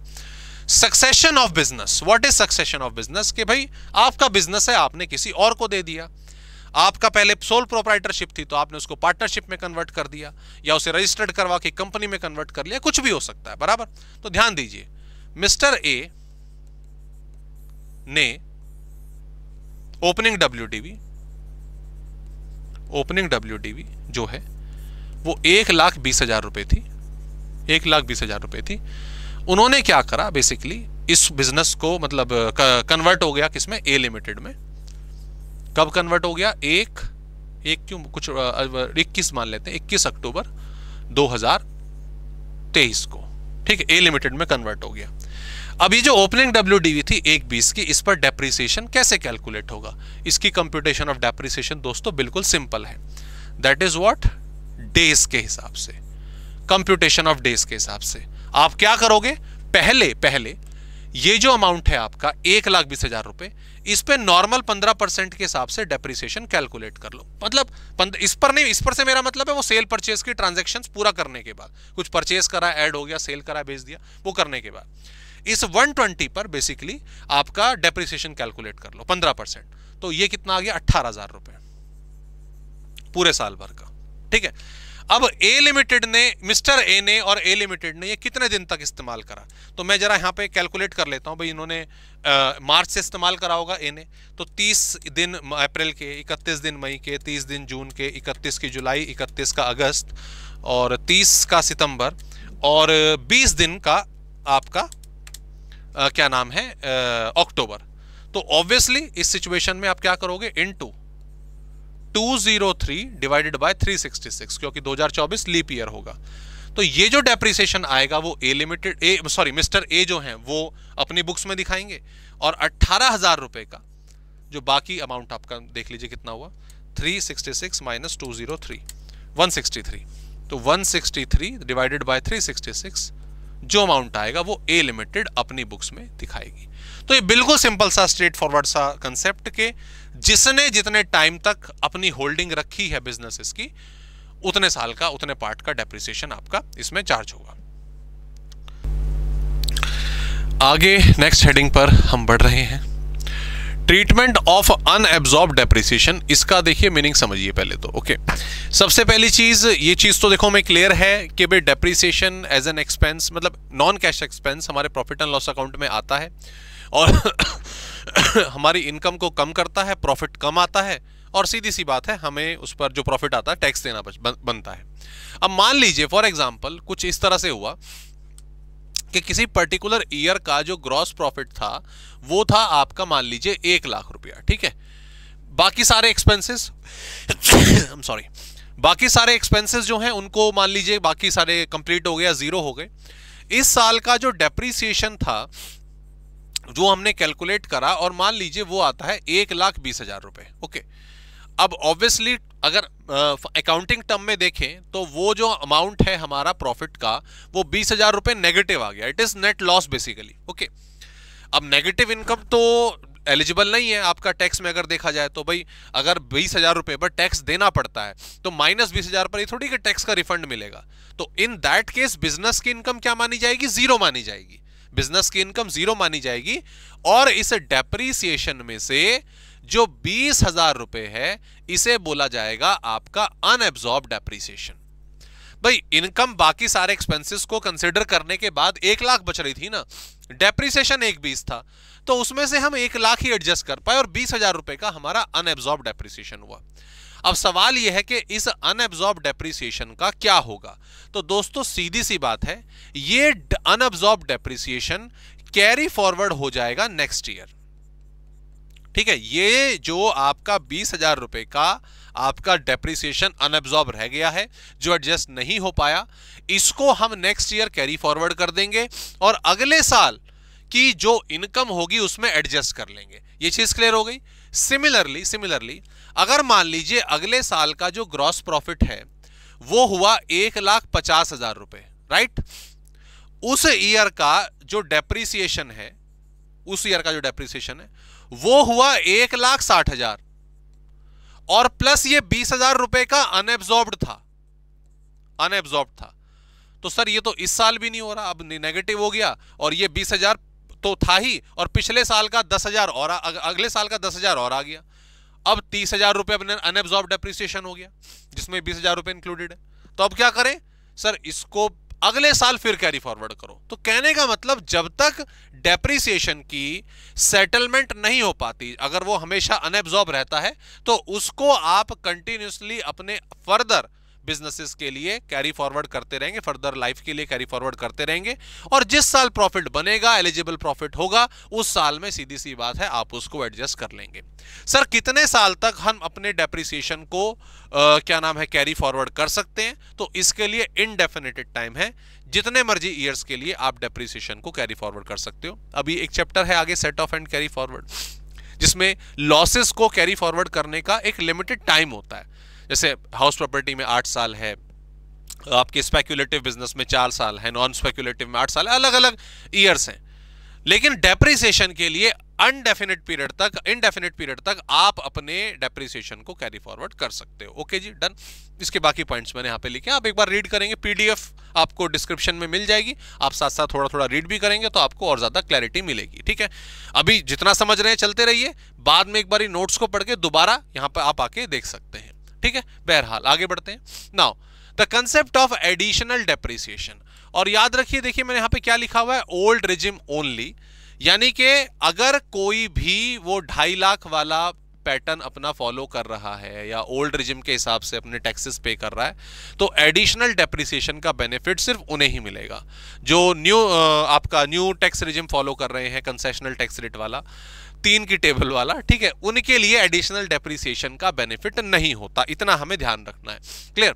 बट बहरहाल एडिशनल डेप्रिसिएशन है क्या? देखो, हम रिस्पेक्टिवली जो आपका 15%, 5%, 10%, जो भी डेप्रिसिएशन का रेट है, जो रिस्पेक्टिव डेप्रिसिएशन का रेट है, वो तो प्रोवाइड कराते ही कराते हैं। वो डेप्रिसिएशन का तो हमें जो प्रोविजन है वो प्रोवाइड कराना ही कराना है, बराबर। इसके अलावा एडिशनल डेप्रिसिएशन, सरकार कह रही है कि वो वाला डेप्रिसिएशन तो आप क्लेम करोगे ही करोगे, इसके साथ साथ आप और एक्स्ट्रा डेप्रिसिएशन भी क्लेम कर सकते हो। ये फ्रीडम सरकार यहां पे दे रही है। एक तरह से देखा जाए तो सरकार बेनिफिट दे रही है। क्यों? डेप्रिसिएशन अगर प्रोवाइड कराते हैं तो प्रॉफिट का लेवल कम होता है, तो टैक्स का लेवल कम हो जाएगा। एडिशनल डेप्रिसिएशन और डेप्रिसिएशन अगर हम देख रहे हैं तो प्रॉफिट का लेवल और कम हो जाएगा, और हमारा जो जो टैक्स है वो कम हो जाएगा। तो सरकार एक तरह से यहां पे बेनिफिट दे रही है हमारे टैक्स पेयर्स को। लेकिन एडिशनल डेप्रिसिएशन किन केसेस में मिलेगा और किस रेट से मिलेगा, आइए उसकी बात करते हैं। एडिशनल डेप्रिसिएशन ऑब्वियसली एसेट्स पर मिलता है। तो जब भी आप कोई न्यू एसेट परचेस करके लाओगे, और उसको इस्तेमाल करना शुरू करोगे, तो उस ईयर में, सिर्फ उसी ईयर में 20% का एक्स्ट्रा डेप्रिसिएशन चार्ज होगा, आप प्रोवाइड करा सकते हैं। आपने एसेट खरीदी थी मान लीजिए 100 रुपए की, उस पर 15% का डेप्रिसिएशन यानी कि 15 रुपए वो तो चार्ज हुआ ही हुआ उस साल में, ठीक है, प्लस 20% और यानी कि 20 रुपए और डेप्रिसिएशन आप क्लेम कर सकते हो। और कहने का मतलब आपकी वैल्यू जो है पहले साल में उस एसेट की वैल्यू 65 रुपए रह जाएगी क्लोजिंग WDV के रूप में। तो 20% का एडिशनल डेप्रिसिएशन क्लेम कर सकते हो। लेकिन ये 20% का डेप्रिसिएशन हर एसेट के केस में नहीं मिलेगा, इसके लिए कुछ प्रोविजन है। क्या प्रोविजन है? कि अगर एसएससी आपका इन्वॉल्व है किसमें, मैन्युफैक्चरिंग में, प्रोडक्शन एक्टिविटी में, या फिर इलेक्ट्रिसिटी में, तो सिर्फ इन्हीं कंपनीज को एडिशनल डेप्रिसिएशन का बेनिफिट मिलेगा। आईटी कंपनी है सिंपल अपना, तो सर्विस इंडस्ट्री है अपना, हॉस्पिटल वगैरह है, तो उनको नहीं है। जो किसी मैन्युफैक्चरिंग प्रोडक्शन एक्टिविटी में हो या फिर इलेक्ट्रिसिटी से रिलेटेड हो, ओके। उनको मिलेगा, और उनको भी तब मिलेगा जब वो कोई new plant and machinery buy करके लाएंगे, new plant and machinery buy करके लाएंगे। ठीक है, बराबर। तो कहने का मतलब यहां पर उन कंपनीज को सरकार एडिशनल डेप्रिसिएशन का बेनिफिट दे रही है जो एम्प्लॉयमेंट ज्यादा जनरेट करेंगे, जो एम्प्लॉयमेंट जनरेशन का काम कर रहे हैं। ठीक है, प्रोडक्शन एक्टिविटी, मैन्युफैक्चरिंग में ज्यादा अगर हम देखें तो यहाँ पे हमें जॉब के चांसेस होते हैं, तो उन कंपनीज को यहाँ पे बेनिफिट मिल रहा है। ठीक है, अच्छा, what is the meaning of new plant and machinery? नई प्लांट एंड मशीनरी का मीनिंग क्या है? तो new plant and machinery does not include, एक तो सेकेंड हैंड मशीनरी, वो कंसिडर नहीं होगी, चाहे वो आपने इंडिया से खरीदी हो बाहर से मंगाई, अगर वो कहीं और इस्तेमाल हो रखी है तो वो न्यू प्लांट एंड मशीनरी नहीं मानी जाएगी। ठीक है, साथ ही अगर आप भले ही आपका ये इलेक्ट्रिसिटी जनरेशन का काम हो, प्रोडक्शन का काम हो, लेकिन आपने एसेट खरीद के अपने ऑफिस में लगाई है, अपने ऑफिस में लगाई है, तो वो क्लासिफाई नहीं होगी। ऑफिस में जा रही है, ठीक है, नॉर्मल यूज के लिए, वो फैक्ट्री में वो प्रोडक्शन एक्टिविटी को नहीं बढ़ा रही है, तो वो एसेट क्वालिफाई नहीं होगी। ऐसी कोई भी व्हीकल, शिप, एयरक्राफ्ट आप बाय करते हो, वो काउंट नहीं होगा। ऐसे ही सीधी सी बात है, ऐसी कोई भी एसेट जो 100% क्लेम हो गया, जिसका डेप्रिसिएशन, और पता चल जाएगा आपको। आप पहले 3 पॉइंट फिलहाल याद रखो, कोई प्रॉब्लम नहीं है, पहले 4 माफ कीजिएगा, नहीं 1 पॉइंट रह गया ना। हाँ, आपने वो ऑफिस वाले पॉइंट हो गया आपका, अगर आपने फैक्ट्री में नहीं लगाई है, कहीं और लगाई है, तो सीधी सी बात है वो क्वालिफाई नहीं होगी। ये 35 एडी वाला आपको क्लियर हो जाएगा जब हम सेक्शन 35 पढ़ेंगे, जहां पे पूरा का पूरा डेप्रिसिएशन एक बारी में क्लेम हो जाता है। ओके, तो सीधी सी बात, ये हमारी डेप्रिसिएशन रहेगा, एडिशनल डेप्रिसिएशन। साथ ही इन पर डेप्रिसिएशन का रेट क्या होगा, मैंने आपको ऑलरेडी बता दिया है, 20% ऑफ द एक्चुअल कॉस्ट। जो भी आपकी एसेट की कॉस्ट आएगी, उसका पूरा का पूरा 20% जो डेप्रिसिएशन है वो आप क्लेम कर सकते हो। हाँ, द सेम थिंग अगेन, 20% निकाल के रख लेना, 20% का डेप्रिसिएशन निकाल के रख लेना, और उसके बाद देखना कि क्या ये एसेट इस साल 180 दिन से ज्यादा इस्तेमाल हुई है, 180 या उससे ज्यादा, हाँ, तो पूरा 20% उसी साल क्लेम कर देंगे। लेकिन 180 से कम अगर हुई होगी तो आधा आधा कर देना, उस डेप्रिसिएशन का 10% यानी कि आधा इस साल ले लेना और आधा अगले साल क्लेम कर लेना। ठीक है जी, ओके, ये हमारा एडिशनल डेप्रिसिएशन हुआ। ओके ओके, जैसे एक क्वेश्चन यहां पे देख लेते हैं। आइए ध्यान दीजिए, क्वेश्चन मैंने डेप्रिसिएशन के काफी डाले हैं, एक सेकंड मैं चेक कर लेता हूं आपके आगे भी थे या नहीं थे। हाँ, आगे भी हैं डेप्रिसिएशन के क्वेश्चन, एक बार इसको देख लेते हैं फटाफट से। हाँ जी, इतना, क्वेश्चन नंबर 1 यही था ना? हाँ जी, यही था। B limited newly formed manufacturing concern है, ठीक है, फर्निश द फॉलोइंग डिटेल्स, जो उन्होंने दिया असेसमेंट ईयर 22-23 और 23-24, 2 ईयर के लिए हमें निकालनी है। असेसमेंट ईयर 22-23 तो मैं लिख लेता हूं, ठीक है। तो ये इसका मतलब हमें 21-22 के लिए निकालना होगा, और जो हमारा क्वेश्चन बनेगा वो 22-23 के लिए बनेगा। एक काम करते हैं, एक सेकंड रुको, इसे मैंने ईयर्स चेंज नहीं करेगा, कोई बात नहीं, कंप्यूटेशन हम ऐसे ही देख लेते हैं, लॉजिक तो वही रहेगा। ओके, तो प्लांट ABCD है, ये डेट ऑफ एक्विजिशन है, ये कॉस्ट है, ये रेट ऑफ डेप्रिसिएशन है। ओके, अब यहां पर ये सारे के सारे हम ये मान के चलेंगे न्यू प्लांट एंड मशीनरी है और क्वालिफाई करते हैं एडिशनल डेप्रिसिएशन के लिए। अब ध्यान दीजिए, हमें यहां पे डेप्रिसिएशन टोटल निकालना है। अब ध्यान दो, पहले मैं 21-22 के लिए जा रहा हूं, तो 21-22 के, छोटा कर दे इसको, ऐसे कर देते हैं साइड में, 21-22 ओपनिंग WDV, वो हमें नहीं दे रखी कुछ भी, WDV वो 0 मान लेते हैं, और परचेजेस बराबर। तो परचेजेस तो हमने कौन सी करी, ABCD, चारों की चारों कर ली, तो चारों का टोटल लिख दो एक बारी फटाफट से पूरा का पूरा, तो ये 11 लाख रुपए हो जाता है। ठीक है, एक सेकंड, माफ कीजिएगा, 1, 2, 4 को खरीदी है, 1, 7, 5 को खरीदी है, 1, 7, 15, 12 को खरीदी, तो ये वाली तो नेक्स्ट ईयर खरीदी है, ये वाली नेक्स्ट ईयर खरीदी है, जो प्लांट D है, तो D अभी नहीं आएगा। 21-22 में आपका ABC आएंगे, तो कितना हो गया सर, 10 लाख। ओके, 10 लाख। अब डेप्रिसिएशन चार्ज करते हैं, पहले नॉर्मल डेप्रिसिएशन 15% का रेट है। अब देखो, जो प्लांट A है वो पहले साल में 2-4 को खरीदा और प्लांट B 7-5 को खरीदा, तो ये तो फुल डेप्रिसिएशन के लिए क्वालिफाई हो रहा है, ये भी फुल के लिए क्वालिफाई हो रहा है। लेकिन जो प्लांट C है वो दिसंबर में खरीदा है, तो ये हाफ के लिए क्वालिफाई होगा, 2 लाख वाला। तो प्लांट D, कौन सा हमारा? प्लांट डी आ जाएगा। प्लांट डी 15% या आधा कर लो, सीधा वही लिखो, 7.5%, 7.5%, 2 लाख रुपए का। और अदर्स जो बाकी रह गए उस पर फुल आ जाएगा 15%, 8 लाख रुपए पर।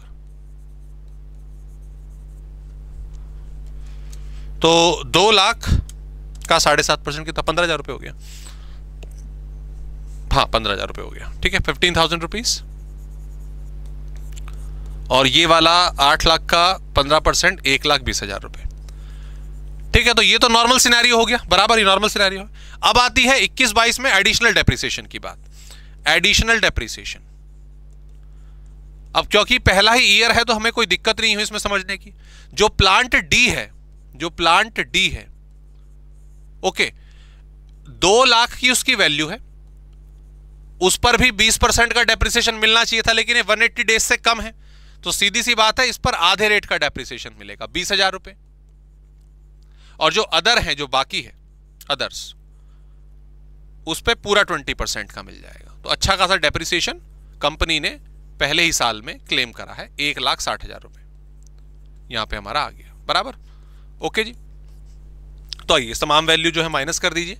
10 लाख रुपए हमारे पास था, इसमें से माइनस करा हमने 1,35,000 रुपए जो नॉर्मल डेप्रिसिएशन था, और माइनस करा हमने 1,80,000 रुपए जो हमारा एडिशनल डेप्रिसिएशन था। तो कितना रह गया? 685। 685 ओपनिंग WDV ऑन 1/4 कौन सा था हमारा पहला? 22 के लिए ओपनिंग WDV हमारा आ गया 165। अब इसी को आगे ले जाते हैं, ठीक है। अब इस साल हमने क्या करा? एक जो प्लांट है वो खरीदा है 5/5 को 1 लाख रुपए का, तो परचेजेस है प्लस परचेजेस, ठीक है। जो हमने बाय करा कितने का था हमारा? 1 लाख रुपए का, परचेजेस 1 लाख रुपए, तो 7,85,000 हो गया। आइए डेप्रिसिएशन निकालें। फर्स्ट नॉर्मल डेप्रिसिएशन, ये अगले साल का स्टार्ट हो गया हमारा। नॉर्मल डेप्रिसिएशन तो ये वाली जो नई मशीन खरीदी है वो भी 180 डेज से ज्यादा है, तो वो तो सिंपल निकल गया। 15% आपका 7,85,000 पर, ठीक है भाई। भूल चूक लेनी देनी भाई, अगर कुछ कंप्यूटेशन में, कैलकुलेशन में गलती हुई है, कंप्यूटेशन में नहीं होनी चाहिए। मल्टीप्लाई बाय 0.15, तो ये 117,750 ये वैल्यू आ गई हमारी यहां पे। इसके बाद आगे बढ़ते हैं, एडिशनल डेप्रिसिएशन। दूसरा कौन सा? Additional depreciation. एडिशनल डेप्रिसिएशन इस साल हमने एक मशीनरी खरीदी, ये वाली, तो प्लांट डी, ये 180 डेज से ज्यादा इस्तेमाल हुआ है, तो 15%, सॉरी माफ कीजिएगा, नॉट 15%, 20% ऑफ 1 लाख, 20,000 रुपए यहां पे आ गया, 20,000 रुपए। और उसके बाद जो हमारा प्लांट डी नहीं, मैंने यहां पे प्लांट डी लिख दिया था, क्या प्लांट सी होगा ये, है ना, कुछ पुराने वाला एडिशनल डेप्रिसिएशन। इस प्लांट सी पर 10% आपका डेप्रिसिएशन लगा था, क्योंकि पिछले साल ये आधे टाइम के लिए इस्तेमाल हुई थी। तो अगले साल जब इसका पूरा इस्तेमाल हुआ है, तो यहां पर प्लांट सी लिखकर एडिशनल डेप्रिसिएशन में आप वापस से जो बाकी 10% रह गया था उसकी कॉस्ट का, एक्चुअल में वो 2 लाख के ऊपर ही लगेगा, ये नहीं कि उसकी रिटर्न डाउन वैल्यू निकालनी पड़ेगी, 20,000 रुपए इसका आ गया।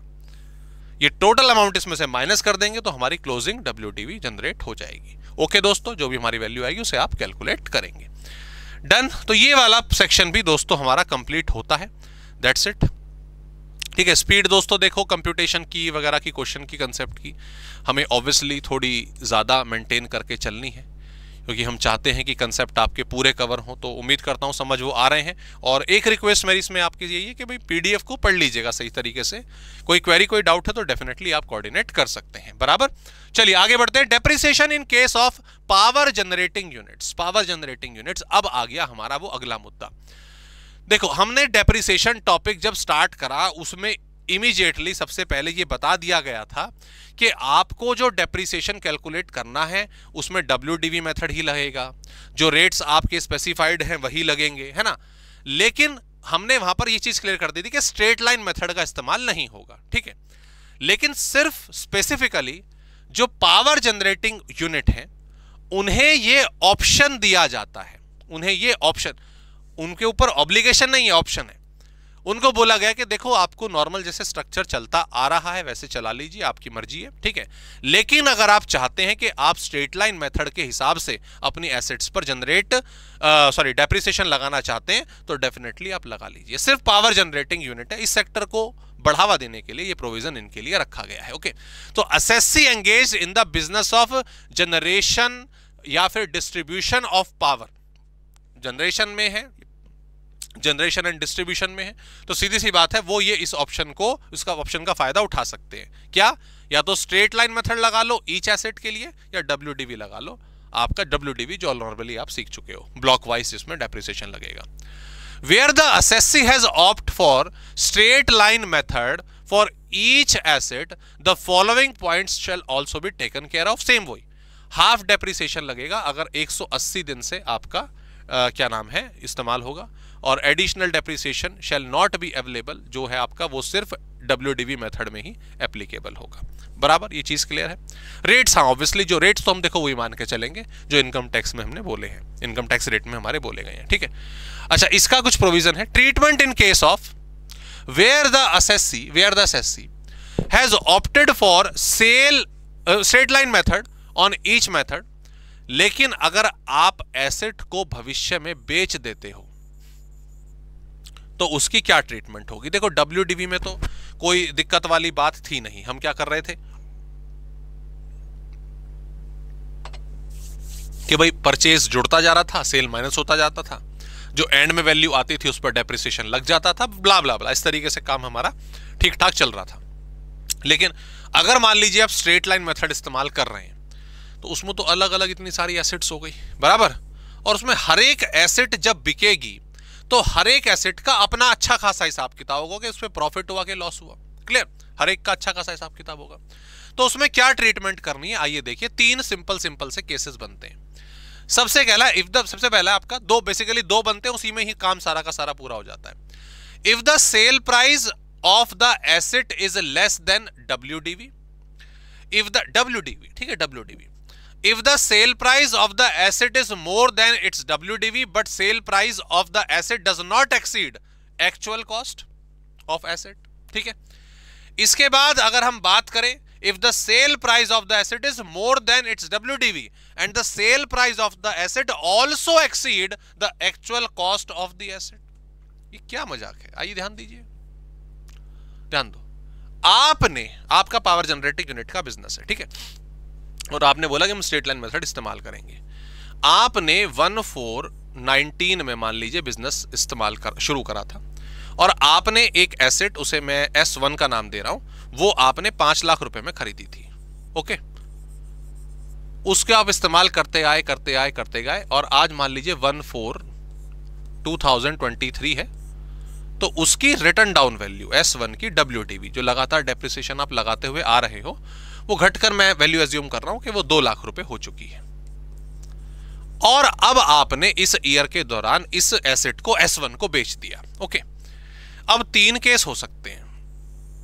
एक, ये एसेट आपने बेची 1,60,000 रुपए में, और एक आपने ये एसेट बेची 2,50,000 रुपए में। ये 2 केस हो सकते हैं आपके सामने पहले, बराबर, समझ आ गया, क्लियर। ये 2 लाख की एसेट आपने 1,40 में बेच दी, ये 40,000 रुपए का आपको हो गया लॉस। इस लॉस को हम अपनी बुक्स में टर्मिनल डेप्रिसिएशन के नाम से शो करेंगे। Terminal depreciation, what is terminal? Terminate, भाई खत्म हो गया मामला यहां पे, है ना। तो एसेट खरीदी थी, आज आपने इसको बेच दिया, तो एसेट होगी टर्मिनेट, जो उसकी वैल्यू थी उससे कम में चली गई, तो उसको लॉस ना बोलकर भाई डेप्रिसिएशन के नाम से इसको रफा दफा करो, टर्मिनल डेप्रिसिएशन, कि भाई नुकसान हो गया, ठीक है, चलो कोई बात नहीं, 40,000 रुपए का टर्मिनल डेप्रिसिएशन। ये आपने फायदे में बेची, 2 लाख की 2.5 लाख में बेची, तो सर ये 50,000 रुपए का इस पे हमें गेन हो गया है। इस गेन को हम बोलेंगे आपका बैलेंसिंग चार्ज। क्या बोलेंगे इसको? बैलेंसिंग चार्ज का नाम देंगे। बराबर, ये चीज क्लियर हो गई? हाँ जी सर, इसमें क्लैरिटी मिल गई हमें। लेकिन एक बड़ा दुविधा वाला केस, नहीं नॉट दुविधा वाला, ये बहुत अच्छा केस है बल्कि देखा जाए तो, ये एसेट आपने बेच दी 6 लाख रुपए में। कितने बेच दी? 6 लाख रुपए में। बराबर 2 लाख की एसेट आप जो रिटर्न डाउन वैल्यू थी वो 6 लाख में बेच दी। ये जो 6 लाख रुपए की वैल्यू है, इस पर अगर नजर डाली जाए तो ये इसकी रिटर्न डाउन वैल्यू से ज्यादा तो है ही है भाई साहब। ये तो आपने 5 साल पहले जितने में खरीदी थी उससे भी ज्यादा है, 5 लाख रुपए से भी ज्यादा है। अब ऐसे केस में क्या करेंगे? तो ध्यान देंगे, दो प्रेजेंटेशन बनेंगी। 2 लाख से 5 लाख तक, 2 लाख से 5 लाख तक कितना हो गया? 3 लाख। इसे बोलेंगे आप बैलेंसिंग चार्ज, जो ऊपर वाली ट्रीटमेंट थी।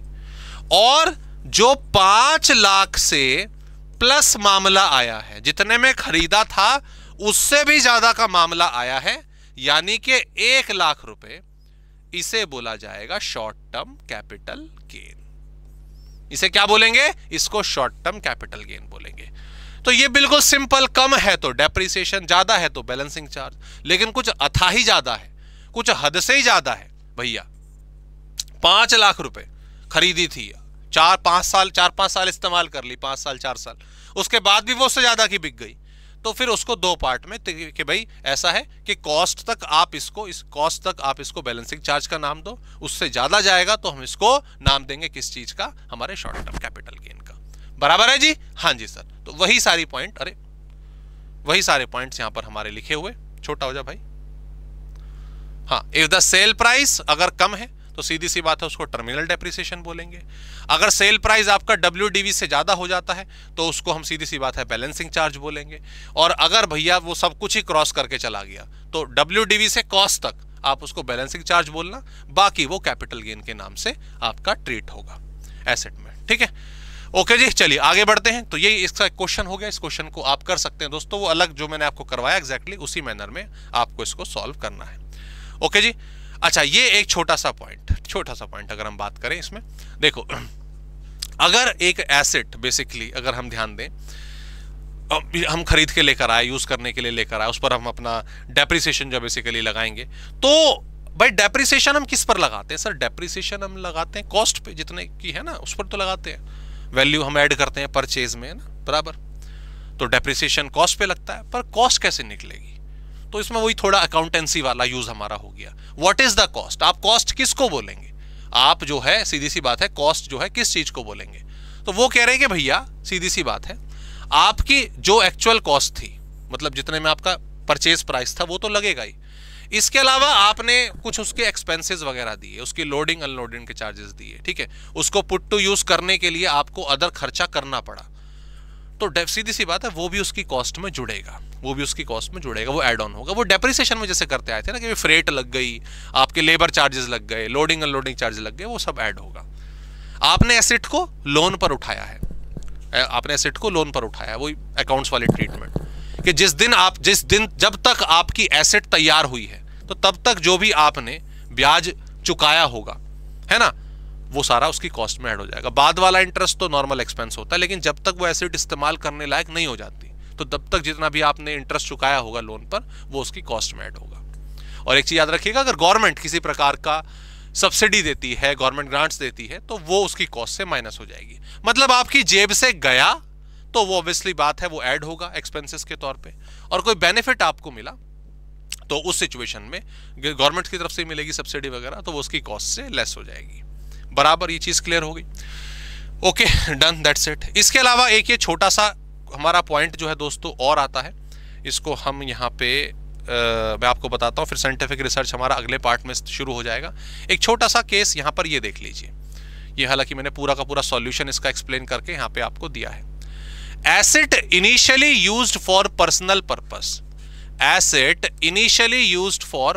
पर्पस, और उसके बाद आप उसको बिजनेस में लेकर आ जाते हो, है ना भाई। पहले आपकी बिल्डिंग थी, अपने पर्सनल यूज के लिए थी, फिर आपने उसमें अपना बिजनेस स्टार्ट कर दिया, ठीक है।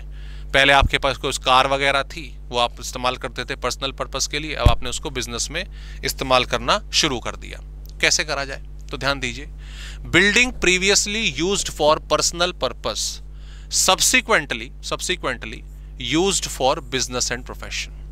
तो यहां पे ध्यान दीजिएगा, ये वर्ड क्या लिखा हुआ है, बिल्डिंग। केस बी में अगर जाएंगे तो एनी अदर एसेट। तो दो क्लासिफिकेशन हो गई, एक आपकी बिल्डिंग की और एक अदर एसेट की, बराबर। कंटेंट आप पढ़ेंगे, मैं सीधा क्वेश्चन पे आ रहा हूं। Mister A bought a residential building for the purpose of his resident. कब? 1/11/2021 को 20 लाख रुपए की, पर्सनल पर्पस के लिए, अपने सेल्फ रेजिडेंशियल पर्पस के लिए। The residential building was bought by him for his personal use, और 1/12/2023 को, 1/12/2023 को, यानी कि वही 23-24 में उन्होंने उसको अपने बिजनेस में ट्रांसफर कर लिया कि मैं इसका बिजनेस इस्तेमाल करूंगा। ठीक है। इस टाइम पर इसकी मार्केट वैल्यू जो थी वो 40 लाख रुपए हो चुकी थी। कितनी हो चुकी थी? 40 लाख रुपए हो चुकी थी। In that case actual cost of asset computed as under. 20 lakh रुपए की खरीदी, लगभग मोटा मोटा 2 साल अपने लिए इस्तेमाल करी, और अब उसको बिजनेस में लेकर आ गए। तो यहां पर मायना क्या है कि जिस दिन हमने उसको बिजनेस में ट्रांसफर करा, जिस दिन हमने उसको ट्रांसफर करा, उसी दिन पर उसकी जो मार्केट वैल्यू थी 40 लाख रुपए, वो बिजनेस की बुक्स में मेंशन कर दें, ठीक है, या फिर कुछ और कंप्यूटेशन हो, तो क्या करेंगे? ध्यान दीजिए, कॉस्ट कितनी थी? 20 लाख रुपए, less notional depreciation for the year 21-22। What is the concept of notional depreciation? हमने डेप्रिसिएशन तो सुना था, what is notional depreciation? It is मान लो डेप्रिसिएशन। ये क्या है? मान लो डेप्रिसिएशन।